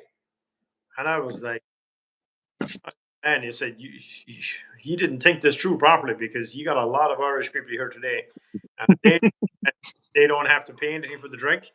They're going to go through. I mean, they drank some amount. When my son James was christened, there Hmm. were 27 people at the kind of the dinner afterwards, and we had, for the 27 people, for the 3 hours, the alcohol bill came to us at like $1,400, Oh 14, my! nearly $1,500, yeah, for 27 people. That was over 3 hours, you know. Wow! You get Yeah. money's worth. Well, you had to pay for it. We had to pay for it, but again, that's, I mean, we invited them, so I Mhm. never that stuff. When you invite someone, drink away, have it, enjoy yourselves. That's what you do, Oh, sure. Yeah. And, but like that, if you go to like an Irish christening, everyone's coming in the door with a card with cash for James for like whatever, 200-300 Right. bucks. Right. Right. You know, you can't complain either. But no, it was just like in Ireland, they do not have open bars because, for obvious reasons, because the wedding would cost a lot for the couple. Oh my gosh! But we drink, like, the Irish drink a bit, all right, but the Germans, actually, if you go to Germany, they drink a way more than the Irish. Like, you go to Oktoberfest, the Irish wouldn't put a patch on the Germans. They know how to drink. That's how in Jasper, Indiana, like where the area Pam's from. That's what they have a Oktoberfest down there, and that's what it's all German heritage and everything. And I guess I've never been to it, but I think is it called, if Pam's still in there, maybe they call it Strassenfest, but it's like an Oktoberfest because of all their German heritage there, and Yeah, they have fun. They're all in their later hosen and all that stuff. yeah, yeah. And in fairness, the German beers, they are a beautiful beer to drink because they don't have half the nonsense like we'd say Budweiser and Bud Light have inside them. Like, they actually have proper stuff inside them. If, like, I was in Czechoslovakia years ago in Prague, and they have a beer over there. Oh, what the hell is it called again? Oh man, you get it like in the big, the big jugs. Hmm. You could drink that all night, and you'd get drunk. But the next morning, you'd have no headache. You'd have no hangover. Wow. Yeah, beautiful. There, there is certain beer. For me, it was like Miller Lite. That was on. It was at a golf course or a country club close, and they had it on tap, and it was like $1 a mug. So even though you knew it was going to kill you the next day, you drink that cheap beer. Man, there was something about that. It just, I mean, you were just wrecked the next day. Hmm. That I don't know what it was about that Miller Lite on draft would just kill me. Yeah, it wasn't like the next day. No, no, it was heavy that day. Mhm. But so what else? You got anything else to? Yeah, We just like talked about. the health thing there is very important. I mean, because it relates to so much. Because I mean, if you're trying to run a business, or even if you're working for someone, whatever. But like, if you're not healthy, you're not thinking straight. You're not yourself, and it can affect everything. It can affect your mood. It can affect. I mean, when I put on all the weight way back, and I was eating like every day, I was eating inside like diners inside Manhattan because I was working inside there. It Hmm. was all crap food. And I was at a party then, and this lady, she was taking pictures of them. She sent me some of the pictures. So I'm looking at the pictures, looking for me, and I'm like, who the hell is that fat Filipino there? And I'm like, oh man, that's me. And now it's like, I saw that picture, and that was like my like come to Jesus moment. I said, lad, Yeah.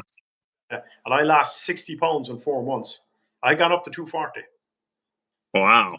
Was fat, and it was like, and the worst about it is like, nowadays, like years ago, people weren't as fat.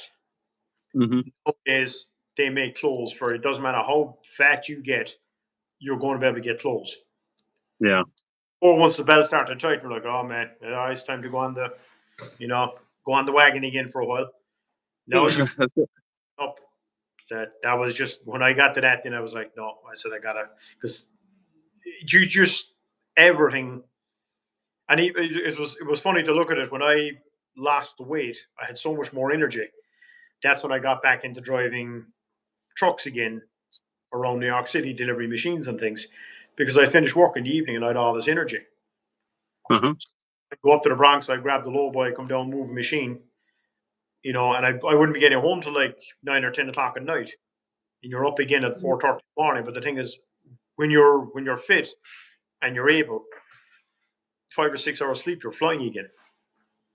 You know. Yeah, and I've noticed even with your mind, it seems like you're a lot clearer, and not only your energy level in your body, but also your mind. It seems like, and I just go back because I've only done this one time in my life. Whenever I was really strict keto, I guess, which I do have a banana, but I remember I used to do that then too. So it's not perfect, but I figure one banana a day ain't gonna kill me, and so nothing's perfect. But I remember that as like it seemed like your mind got a lot sharper too, and I don't know. I can remember, and just the energy level, the I guess you'd say the brain fog went away, Yeah. and you just feel a lot better. But Yeah. it's like I said, it's no different than any other discipline, Yeah. and you a lot of food you miss. There, I hope you don't fall back into it, because I'm at, like what they say, the eye of the tiger right now, Yeah. and I really want to do that again, and I really think the old refrigerator here is going to help. But again, like like if it was years ago, you could go into the truck stop. The food was a lot better. Yeah, Like I drove in Europe, most of the restaurants you went to, all the food came from the local area. Like the yeah, ham was local area, the veg would come if you were down around the Mediterranean. All the fish came from, just right there. But now it's like here, everything is so processed, and it's the same in Europe now. I mean, Europe's getting the same. The food is getting a lot more processed. People are getting a lot fatter, and they're getting a lot sicker. Like my sister, I mean, hopefully she won't watch this, but I mean, she eats an awful lot of processed food now because she's working a job where like she has no time to prepare meals, hmm, and she's eating a lot of processed foods. And I mean, you can see it's aging her, and it's all from the food. And Does she she knows. live in the States or does she live Oh, still in Ireland? she lives in Ireland. But Oh, it's okay. like she's just living. She's working this job, and it's like the job is like, as I said, the job isn't that important to kill yourself for it. Yeah. I mean, how many guys you see every day driving trucks, and you're like, I mean, I feel bad for the air seat because it's like you're like, man, that's And again, I'm not making fun of these guys. It's like you can't just go over that guy and say, hey, you need to eat better because he knows that. Oh, Like yeah. himself in the mirror, but it's just to get like what Scott was saying there. Like if you do the health coaching, or Yeah. people like this where you say, okay, you know what, we're going to do this for the month of January, and we're going to see how we do. Because once you see the weight come off, and I mean, even Yeah. if I lose 10 pounds, I got to watch myself because I got a huge head. I got so if I lose too much weight, I look like a crackhead. you got to hold that big brain. Yeah, well, there's a lot of room to rent up there. Um, but it's like I see people there, like I mean, especially like you'll see younger people, and then you'll see them then like 10, 15 years later, and you'll see them in a picture or something, on online or wherever, and you'll be like, what the hell happened to you? But it's just life. It's like, you Yeah. go, you're busy, you have kids, and it's just the convenience of this food. It's easier to eat out or do this or do that. But I mean, I notice now, like, because Margaret does an awful lot of cooking. When I eat out now, man, I know I eat out. I'll feel it like your Hmm. stomach knows and your body knows it. And like you said, the brain fog. You wake up the next day and you're kind of like, oh man, you feel like you've been drinking. Yeah. Your body knows trying to take in all this stuff, and like we're like, what the hell is this guy doing? It's like, and Yeah. that's Yeah. you know, It's pretty amazing what food can. I mean, what's the thing that you are what you eat, you are what you eat. I think it and was Socrates was it said, let thy food be thy medicine, and let thy medicine be thy food. So like, eat properly. You're not going to need to. I mean, I don't go to doctors anyway because I mean, I told you that one about when I went for my medical, and the guys just going down through the checklist. And this is back in New York, probably maybe 10 years ago. So he's going down, he's asking about my mother, about my father, my brothers, my sister. Not. I'm like, I'm the guy here sitting across from you getting the medical. Why don't you ask me? And I said to him, I said, my parents are back in Ireland. They're probably not a good example because at the time my father was alive, he lived till he was 85. I said, this guy walks 5 miles a day. I mean, he weighs probably about 170 pounds. He walks every day on the farm, and Mhm. that's in his mid 70s. And the guy goes, he said, no, he said all diseases are hereditary. Yeah. They're not. He goes, oh, more than me. Well, I said, look, I said, I know I'm not a doctor, but I said, if you look at it, I said, if we all eat the same crap, we're all going to get the same diseases. Yeah. And he goes, Makes food. sense. The doctor said this to me. He goes, food, he said, has nothing to do with your health. And I was like, what? And normally I wouldn't be like that, but this guy was short, fat, red cheek, bald. He had a pair of glasses you can really see into the future with him. And you're, I said, you're critiquing my health. I said, look at you. I said, have you looked in the mirror? I said, you're overweight. I said, your hair is falling out because you don't have enough minerals. Because that's what like the hair loss and your hair color, like going like me, going grey. It's a lack of Uh-huh. certain minerals. And I should take more copper, but of course I forget to take it. But anytime I take copper, my hair comes back again, the color. What's the best mineral thing to take? Because it looks like I've been combing my hair with an eraser lately. I think, but again, you see, a lot of it too is some people. You can't just say, oh, it's an easy fix. Some people it's just natural; it'll fall out. Because if you look at me here, right, I got this big chunk Uh-huh. here. All of my family have that. All the men have that. My father had it. His father had it. It's just something that it's genetic, you Hmm. know. It's just that's the way our hair goes. But my old man had a full head of hair when he died. But Hmm. my younger brother, then he's more from my mother's side, and he's 41 now or 42, and he's all balled up here. But he That's what has that from that side of the family. I always heard. It goes by your mom's dad Which yeah, and that'd be yeah, and whatever he. And that's what my grandpa on my mom's side was always real. He was pretty thin haired. He never was completely bald, but it was really thin. yeah, yeah. You can just let it grow along and just flick it over. Yeah. Yeah, No, that's why I usually try to keep it cut. It looks better cut shorter. mm-hmm, mm-hmm. So anyway, but so let's see. We You covered a got any lot of more about? there. Mileage to hair. Yeah. Uh We covered everything from fuel mileage to hair loss. huh. I never heard the thing about the mineral. That's what I was. Yeah. I was interested. Well, I mean, Um.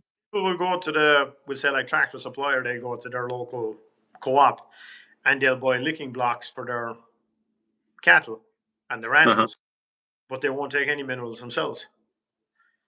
Well, that's and that's one thing. That's funny you said that. You remember that I put that on the tribe side about the The red, blocks and all that. The last couple, probably the last couple years, I was reading some stuff about, and the thing about cattle, they only eat what you can give them. I mean, they're in a confined space. So, but us, we can kind of, I think you kind of go toward naturally what you crave, maybe what your body needs. So I thought maybe mineral wasn't as important in people. But yeah, there is a huge thing with animal health with mineral. And yeah, so I've got that big blue thing. It's got 3 trays, so I keep 2 of them in mineral and 1 of them in salt, and then I always keep a mineral block and and a salt block in those old brake drums. And then where I've got my replacement heifers up by the house, I got the exact same thing there. That blue thing with 3 compartments. So they, and that's what they say too. The more they eat it, and the more it's in the manure, the more it goes into the ground, the more it gets in the grass, the less mineral they'll eat. yeah, And so over time, they won't need as much mineral because it's naturally in the ground. So, but yeah, there is a huge tie between animal health and mineral. So that's what I've really, and they've, I always just gave them blocks before, but now I'm giving them the powder. It's like the bag mineral, and then yeah, they don't have to gnaw it off those blocks because they say it's hard on their teeth because yeah. they're not getting enough just licking it, so they'll try to bite a piece of it off, and a lot of times they can break their teeth, Yeah, and yeah, so that's what with the powdered mineral, with the bag mineral, they can just take the biggest, a whole tongue full of if they want. yeah, So it's a lot easier on them, I think, and they can get a lot more in their body when they need it. yeah. But We didn't. I was shocked. I mean, they could 100 pound of mineral they could eat in no time. Yeah, we didn't have mineral blocks when we had the cattle back home. But what we used to do was, because we come from by the sea, we go down and we collect up a whole trailer load of seaweed, and when Hmm. we cut it, then at the end of the year, like the end of the summer, we spread all that out on the field, and over the winter it will go into the ground. So when the hay will come back up again, it would have all the minerals and everything in it. Hmm. Because a lot of That's people, interesting. yeah, a lot of people back years ago, what they do is they'd plow a field and then they'd spread all the seaweed on it and they'd till it then, or we call it harrowing, you call it tillowing, to till it. They'd till it and they'd till the seaweed into the soil. Wow. And then the crops would grow up through it then, and like that, the hay or whatever, and would have the minerals inside it, you know? You got to be careful with that salt. I mean, it'll really. I had some hay get rained on, and that's what they say if you the hay, salt the hay bales, it'll Mm-hmm. kind of cure them and it won't let them mold. And that's what I put a bunch of salt on this hay that got rained on. But everywhere I throw a bale, that's what would kill the grass. That salt would fall off of it, and Mm-hmm. so hopefully it'll come back all right next year. But yeah, I think I had 80 some bales get rained on, and I put a layer on the hay wagon, and then I'd salt them, and I put another layer, salt them, and then I put it under a lean-to for like a month because I want to make sure they weren't going to catch fire before I put them up in the barn loft, and then I fed them first. They ate Yeah. them though. They smelled musty, but they never molded. But they didn't smell too good. But they did eat them. Mm-hmm. Now cattle aren't too fussy; they'll eat them. I mean, if it's there in front of them and they can taste something on it, they'll take it. Yeah, that's like horses. They said horses are real picky, won't eat first cut hay because it's got too much stem and everything in it. We had a horse one time, and I was like, like the horse will eat what I give it, or it won't eat. I'm not, you know what I mean? I'm no horse person. I don't like them, but and the kids wanted one, so we got one. But I was like, yeah, I guarantee they'll eat first cut hay when they're hungry enough. They're hungry. Because Then like you that's, want to eat something, it's like, well, you'll be hungry in the morning. You'll eat in the morning. yeah, but well, I don't know if anybody else got any. There's 5 people on here. I guess we pretty much talked on everything on our list. I don't know if anybody else has got any questions. We haven't really been paying attention to the comments a whole lot. Anyone's got a suggestion for another something else to do for the new year? Yeah, there you go. I got my pad of paper out. I can write it down. Everyone's got, and again, I mean, I know people make, they say, oh, New Year's resolution on that, but you know, it's better just make it a goal. And Yeah, my goal now is when I head away tomorrow. This will be my first load of the year. I'm going back to the basics. Like I'm heading out to Chicago with that Western Star, just trying to get the best. Like, cause we took that Western Star from like 5.4 to 7.2, that's crazy. doing the exact same thing. Doing Yeah, the same run. You know, and it was ways we save money by coming off the toll road and going on 30 over through Indiana that way. We get into Ohio, we come out 76. I sat down there, Seville, Ohio, and then you head over. Then what the hell is that called again? 30 Mansfield, is it? It goes through Mansfield, Ohio, Route 30, I believe it is, and we take that all the way over into Indiana and come out at the bottom there by Gary. What's that, Valparaiso? We come out there. yeah, And yeah, yeah. we started doing that because it was more level, and Oh, sure. we could really. And the thing is, it probably took us longer, but we didn't care because we were trying to get the Yeah, fuel. yeah, yeah. And I mean, I was getting paid by the day the trip anyway, so it didn't matter.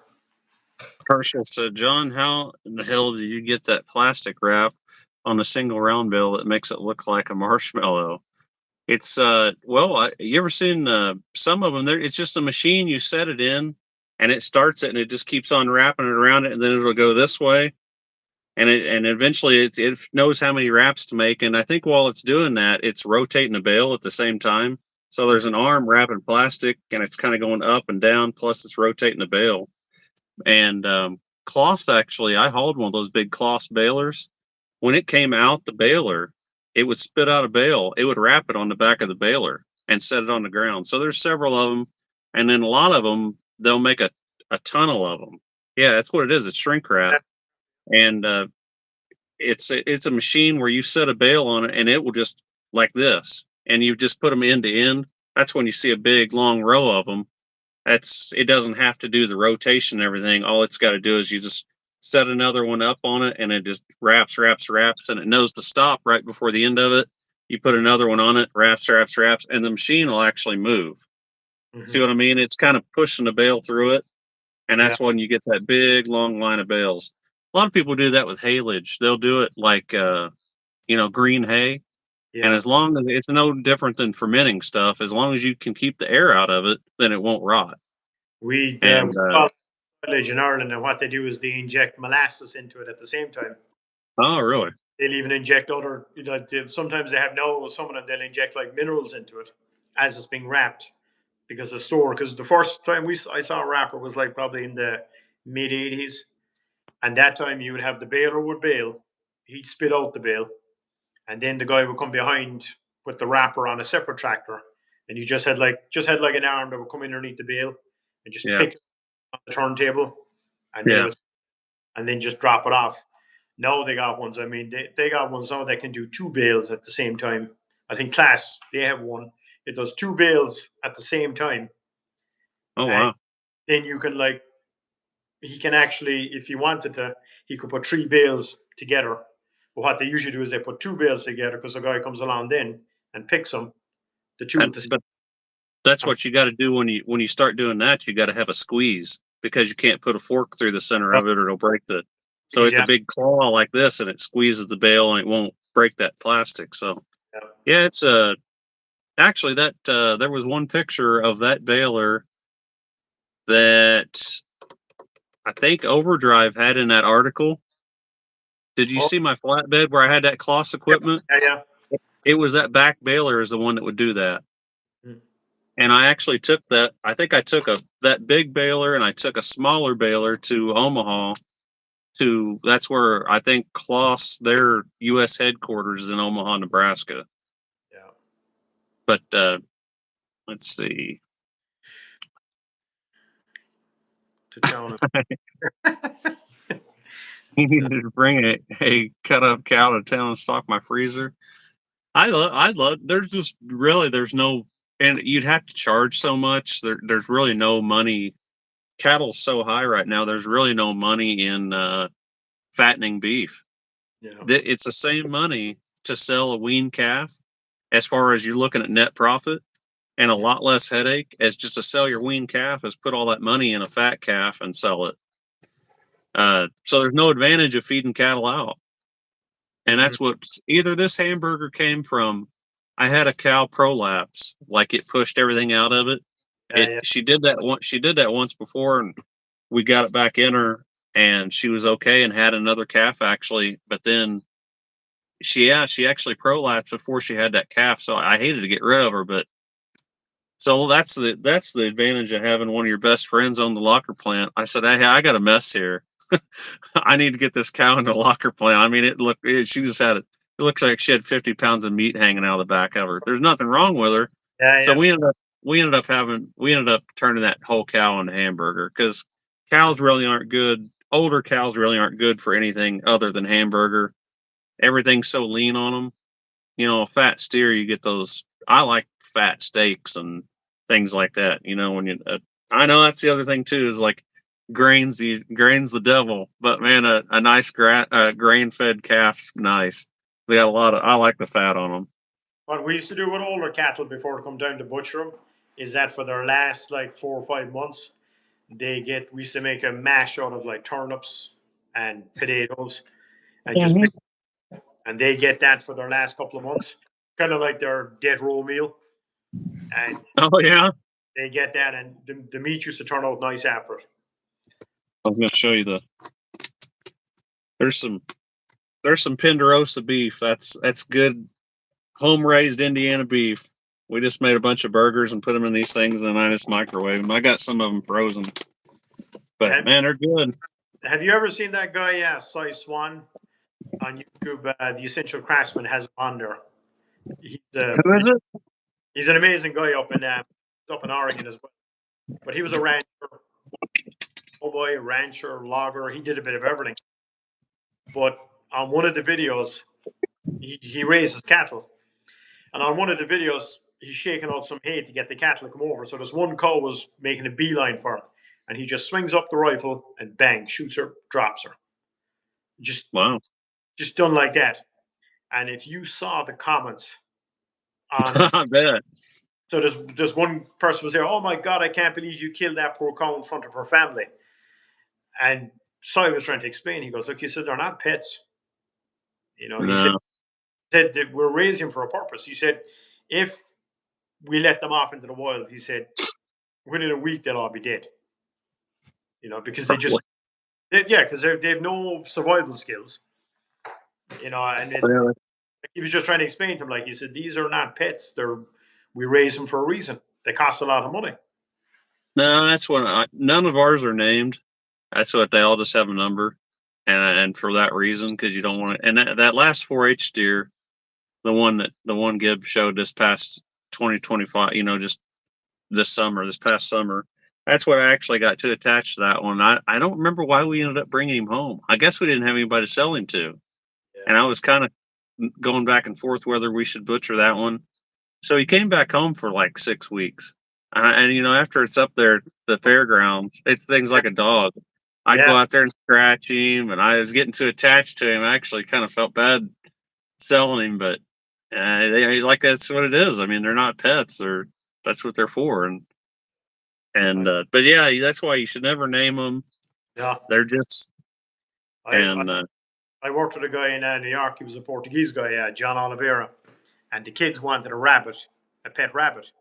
So he got him the pet rabbit. But of course, like kids, they took care of her for about 2 hours, and then it was like Yeah. John was doing Yeah. everything. He told him, he says, "Look, you got to take care of this because you wanted it, you got to take care of it." So the kids wouldn't anyway.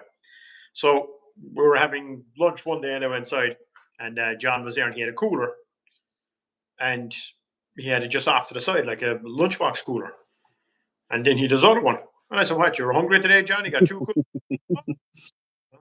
He said, so he brings me over and he just cracks it open. It's like an igloo, the one where the cover rolls over. And I look in, and there he's got the rabbit inside marinating.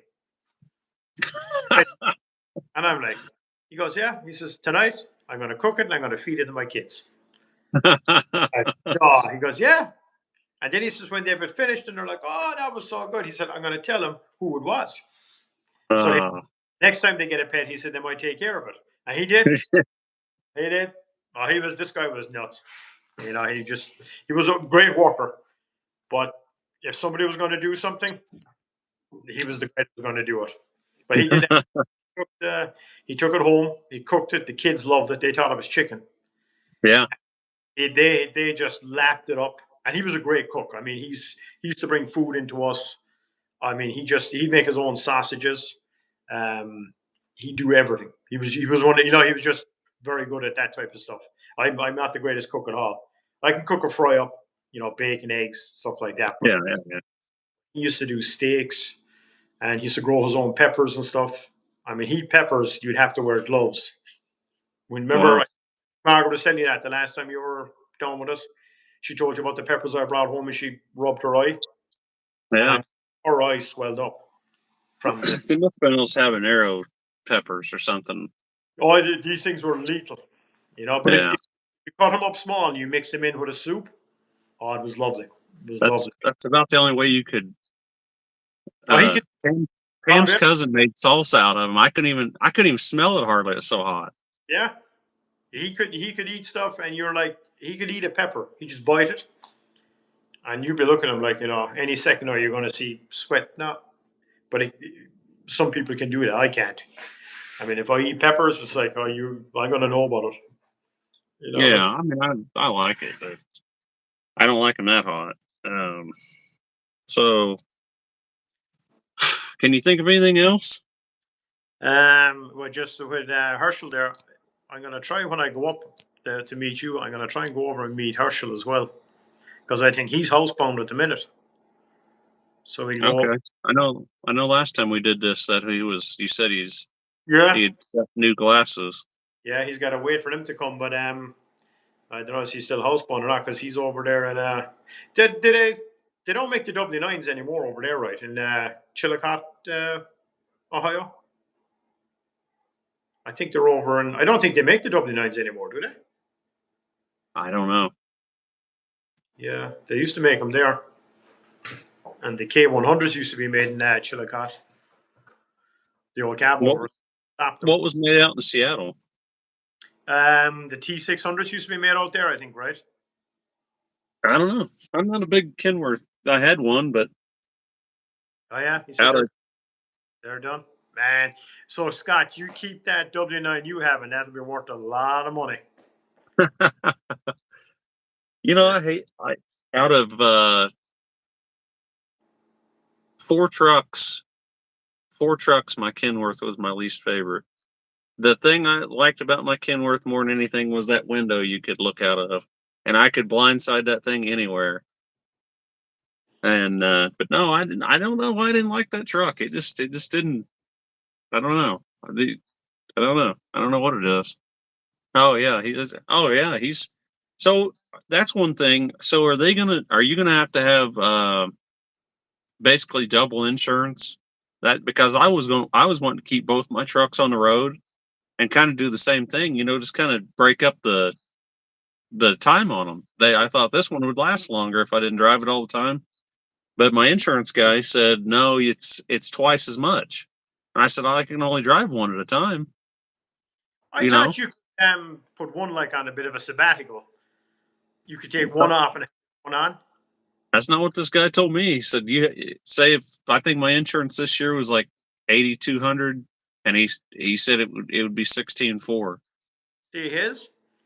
Oh, Gosh, I don't know how you. Yeah, there's that. See, you did the right thing leaving New York. My well, the so much most damn. mine ever was is 12.5. Wow, that's no, because I know in Europe, well, of course, I shouldn't be comparing Europe to here, but in Europe you can do it because, like, in a lot of the stuff we would have done in Ireland was seasonal. So, like, we do a lot of fridge work or reefer work, then you do a lot of curtain cider work, and then you do a lot of tank work because we'd use the tanks to haul sardines. But you might have 10 tanks sitting up in the top yard, but they might only be used 2 months of the year. So you could suspend the registration, you could suspend everything, and then just have it come on at a certain time, and your plates were good then for that time. Well, The You know? the good thing about here is trailers are so ridiculously dirt cheap for the plates. What is it? I've got it somewhere. It's like $4 a year, something like that. I mean, they're nothing. It's ridiculous how cheap they are. But trucks, for me basically to have that other truck sitting there and maybe I might need it is $10,000 by the time you insurance, plates, and 2290. Probably a little more than 10. You see what Scott has permits as well. He's got the overweight permits and stuff, so he has to get yearly overweight permits. So if he pulls, Oh, yeah. you have to get the overweight permits. Have you got the overweight permits for both trucks now, Scott, or just the one? The W, probably the W9, because Well, that's got. I no, I think that's what he's doing it for both of them because he said if you jump from one to the other, it'd take a week to. Yeah, wow. That's oh man, that's. I think what is my insurance for the whole year? Just well, of course, I'm East Amity County, Oh, but he did say just one. yeah, just one. Yeah, I think the W9 is the one he's the permits on because I think he's got the longer wheelbase on her. And with the longer wheelbase in New York, you get higher weights because he's probably got a 10. What have you got, Scott? A 107 permit? You might have a 107 because I think you can get 90. Is it 98,000 with 5 axles with the spread? Yeah. Oh, I think John here now. You just dropped off, John. You back? I wonder why it did that. I know. Huh. No, yeah, he's on. Yeah, 98,000. 98,000 on 5 axles, which is, I mean, that's still pretty decent. But he's got the spread too, so I think he get 40 on the spread, right? Hmm. Yeah, because we Yeah. used Well, then to have dump valves when I drove for metal transport out of Oswego. We used to have dump valves on our spread axles, so when we crossed the scales, we could move the weight as we were going across the scale. So you had to be good, but we used to do it. Yeah, five axles. Yeah. that was the nice thing about a spread axle is I was never over on my. I was never over on an axle. I would always be over gross before I'd be over on an axle. Um. Yeah, see if he gets another axle on a trailer, if he gets he can get what is it again? You 3 axles, 3 and 3. What used we get? Oh, we the 110. No, when I was doing the logging, we had the 110 permit with 6 axles.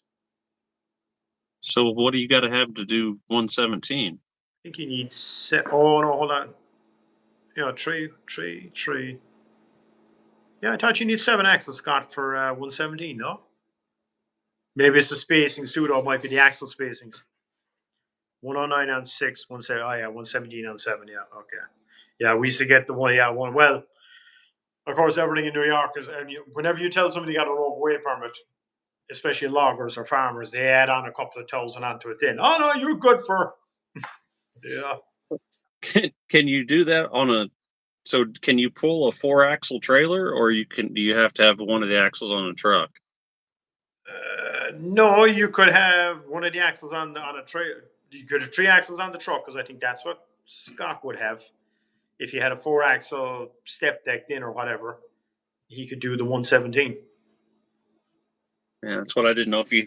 I didn't know if you had to have a 4 axle truck and a 3 axle trailer, or could you put 4 axles on a trailer?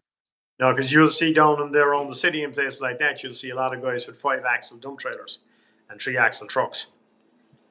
Wow, that's So crazy. a lot of tires, a lot of wheels. I mean, you wonder how much do you really gain by the time you add in all those axles. I mean, there was a guy down there. I used to see him. He was kind of set up like the way Scott has it. He had the nice W9, and then he just had a 2 axle spread dump trailer, and he was hauling 98. I think it was 98 he had. And then these other guys are hauling around all these other axles back and forth, empty. You know, Mm, they had that little bit more than them, but like you wonder, like the cost of the trailer. You know, a lot of tires and brakes. yeah, a lot of tires and brakes, weight. I mean, they were lift axles, but still, you're still dragging them around. We were, I think last time I talked to him, he was talking about buying a step deck, and that's what I was telling him.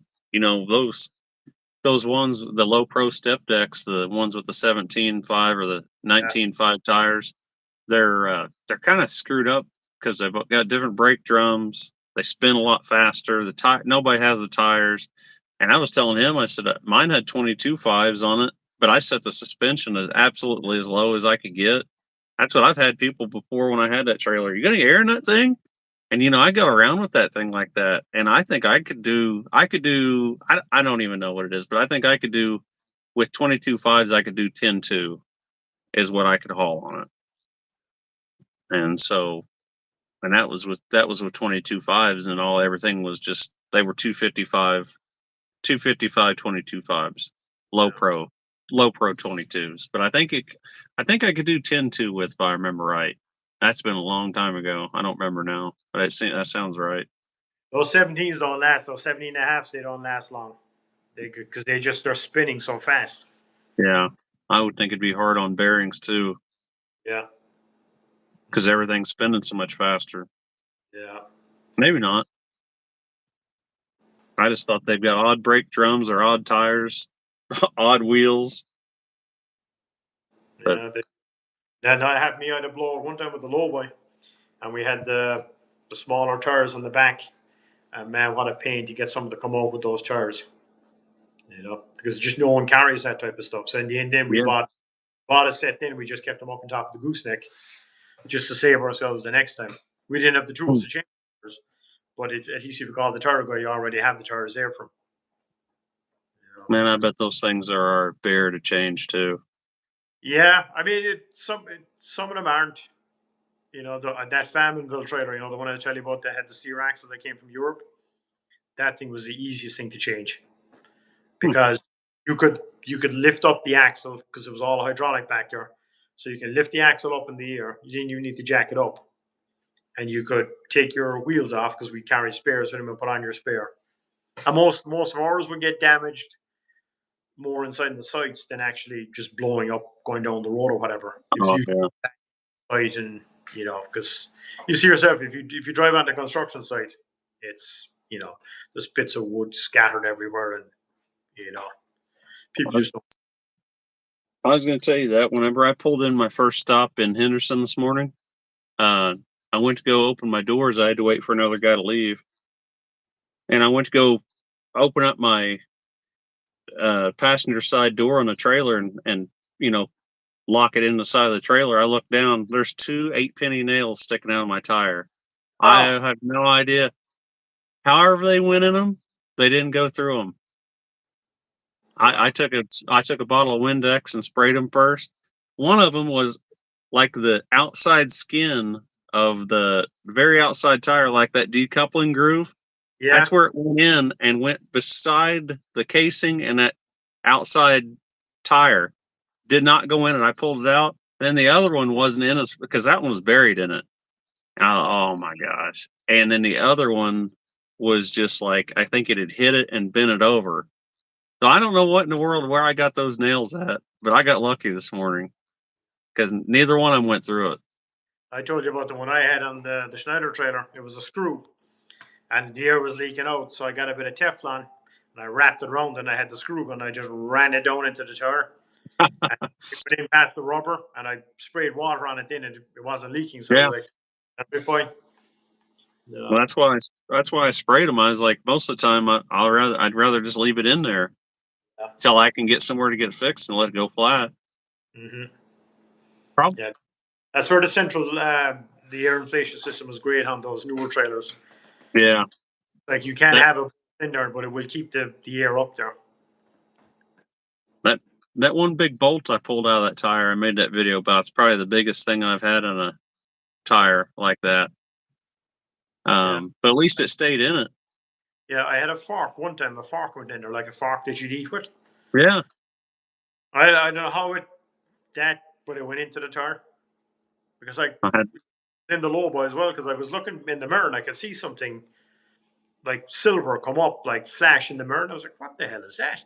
So I pulled over the side of the road, and there was a fork. It had gone in and bent over, and there was hmm, air leaking around it. So I was like, "How like did the forks go through? It must have been it's made of pure silver or something. Probably should have held on to it. Be worth to get them."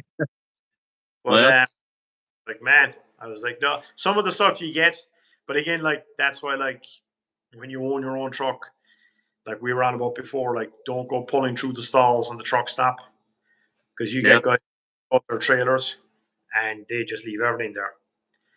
Had a binder handle. Wow.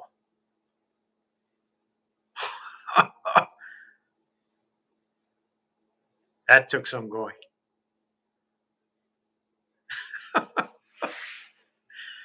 Oh, and that lasted 3 more months. Wow. Yeah. It's a good Yes, tire. did a lot of low boy work as well as Scott did. Oh yeah. I Because I think Scott, were you? I think Scott was an electrician. I think was he? I don't know. Did he say he was an electrician, or did he work for a company that did electrical work? Yeah, I'm not sure. Yeah, But it's funny. Till I had seen his truck on the throughway, and then yeah, I when remember you. Yeah, I yeah, remember you saying that. I'd seen his truck, I didn't know who he was, and then I saw the truck one day on the tribe site. So I've seen that truck back and forth. I was thinking about the first time I came to California.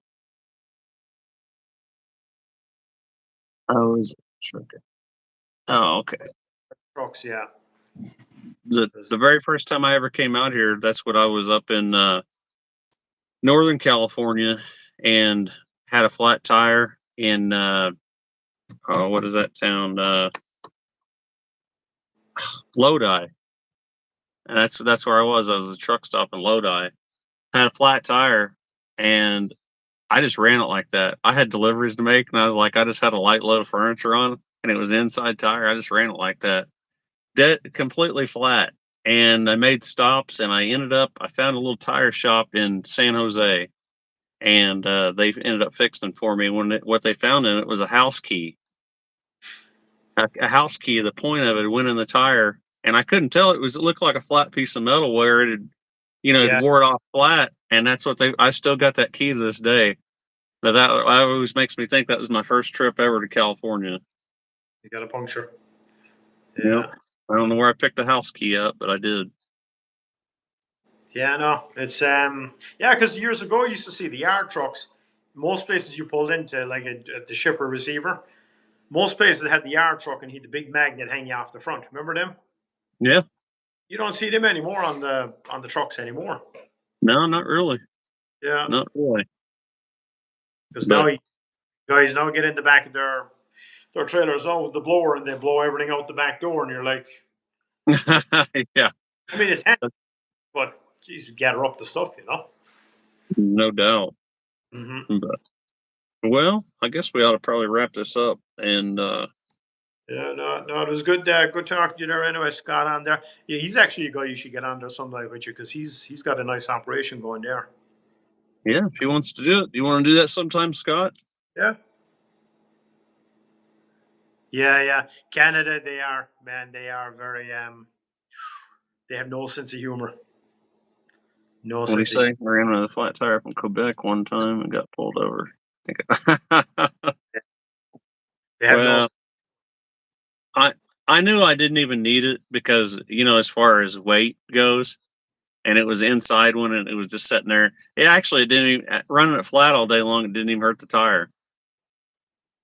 No, sure we can. Yeah. Yeah, I don't know. He'd be great to get on because I mean, you see the operation he's got going there. That's a nice setup. And that new truck he's got. I'd be interested to hear, Scott, what's it like coming from a large car to like a Tupperware torpedo? And in fairness, you got a lovely truck. That I did those Mavericks. Of all those mid roofs, they look the sharpest, the Maverick ones. They're not. Did he get the thumb or the center part of the controls on the steering wheel? Did you get those fixed where you can actually go through your gauges now? Oh, Now they've got, instead of buttons, they've got, it's a little square. It looks like a black piece of glass, and you just slide Oh, yeah. over your thumb, and that's what does the menu on your display. And it was broken when he got it. I'm sure Oh, it's fixed by now, but mhm. yeah, we No, could do that. That'd be kind of neat to see the difference going from a hood truck to an aerodynamic truck. yeah. It's on order. None in the country. Wow. You, Scott, you're supposed to say, "Yeah, Freightliner fixed it, no problem." What are you But doing? You're killing me. You're killing me, man. your team runs smart. You got to get on this. So you got to fix this tomorrow morning. You got to get right on it. Yeah, this is the bad thing about being tied in with Freightliner. Everybody complains to me. They say, "Tell Freightliner this and that." And I'm like, well, they don't listen to me. Well, but it's good though. I think like to get someone like yourself in there. I mean, you've run used trucks all your since the company started. Hmm. Like, because that's the thing. Like, a lot of people have started businesses with these used. I mean, even Jamie Dagan, is that his name, or Hagen? Pagan, yeah, He was saying that his first truck was a Freightliner. You yeah. know, like a lot of people. Yeah, it's in your court now. Yeah, you're right. Yeah, that's it, Scott. Barno. I thought, yeah, I thought we were going to have a meeting tomorrow, but it got pushed off to next Wednesday. So yeah, I got a lot of things to talk about, Hmm. but yeah, we haven't talked in, I don't even know, months. Yeah, but it's like you said with them. Like I mean, they're a huge company, but like I think they're missing a huge sector of the market with the owner operators in the used. I mean, because Select Trucks has been around for years. Like it's kind of like where they sell off the trucks to whoever. But I mean, there's so many guys that start their career with a Freightliner. Like to start their business with a Freightliner, that they should go after that market more. Because I mean, you look any truck stop you go into, it is Freightliners everywhere. Well, and I think that's probably, I would say probably the Cascadia is the most popular truck on the secondary market.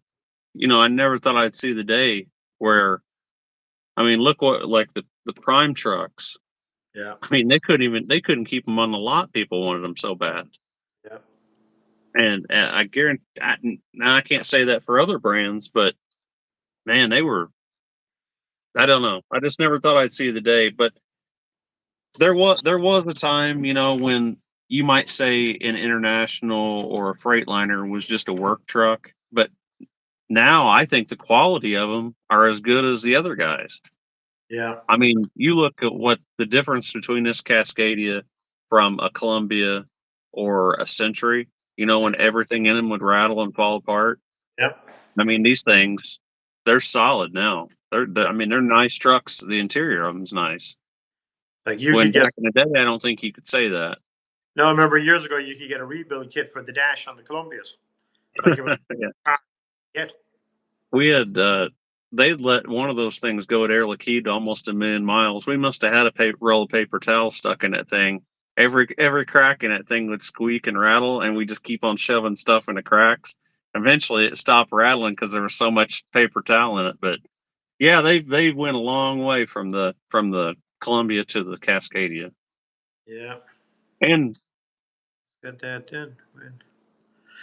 Yeah, no, that'd be no. It'd be good to get you on, Scott, because it'd be interesting to hear all your take, like back and forth from the two trucks, like what you think. well, the two things I can think of right off the bat is,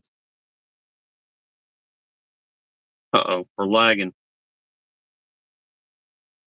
I don't know. I would say I was saying the two things that I bet that's nice is the fuel mileage and be able to maneuver that thing around. That's the two big things off the top of my head would be nice about going from one truck to another. But but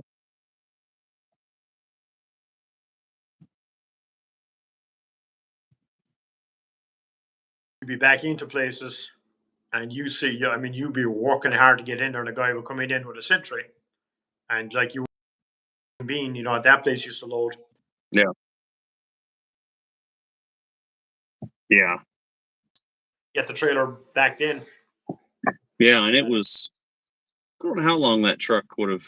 Well, almost. He only had one truck that was 300 inches. Most of them were probably the factory. What a standard Peterbilt was what 265, something like that from the Yeah, 90s. yeah, And but still, you saw one of these trucks come in. I mean, they could just spin a circle where there's no way. They just didn't. They just didn't. They didn't have the. They didn't turn as sharp. no, And yeah. but well, I'd say let's probably wrap this up. I got to get up early in the morning, and No it's problem. probably I don't even know what time it is. It's getting probably pretty late Eastern time. Yes. What is it? 9:15 now. Okay, or 9:12. I got two 9:12 different there. times. Yeah, so that's I'm an hour ahead of you, So it's 8 here. Yeah. and it's 3 hours 3 hours So it's Eastern 11. time, Yeah, it's 11 there. because we don't Arizona doesn't change for uh, daylight savings. Right. Well, this was a good one, I think, and anybody can get on there and watch it now. So No, that's I good. guess we'll wrap this one up, and we'll do it again another time. Thanks Well, again. thanks We'll for being talk. on here, Kevin. Take it on up. Thank you. Take it easy now. All right, we'll see you. Good luck Bye. now.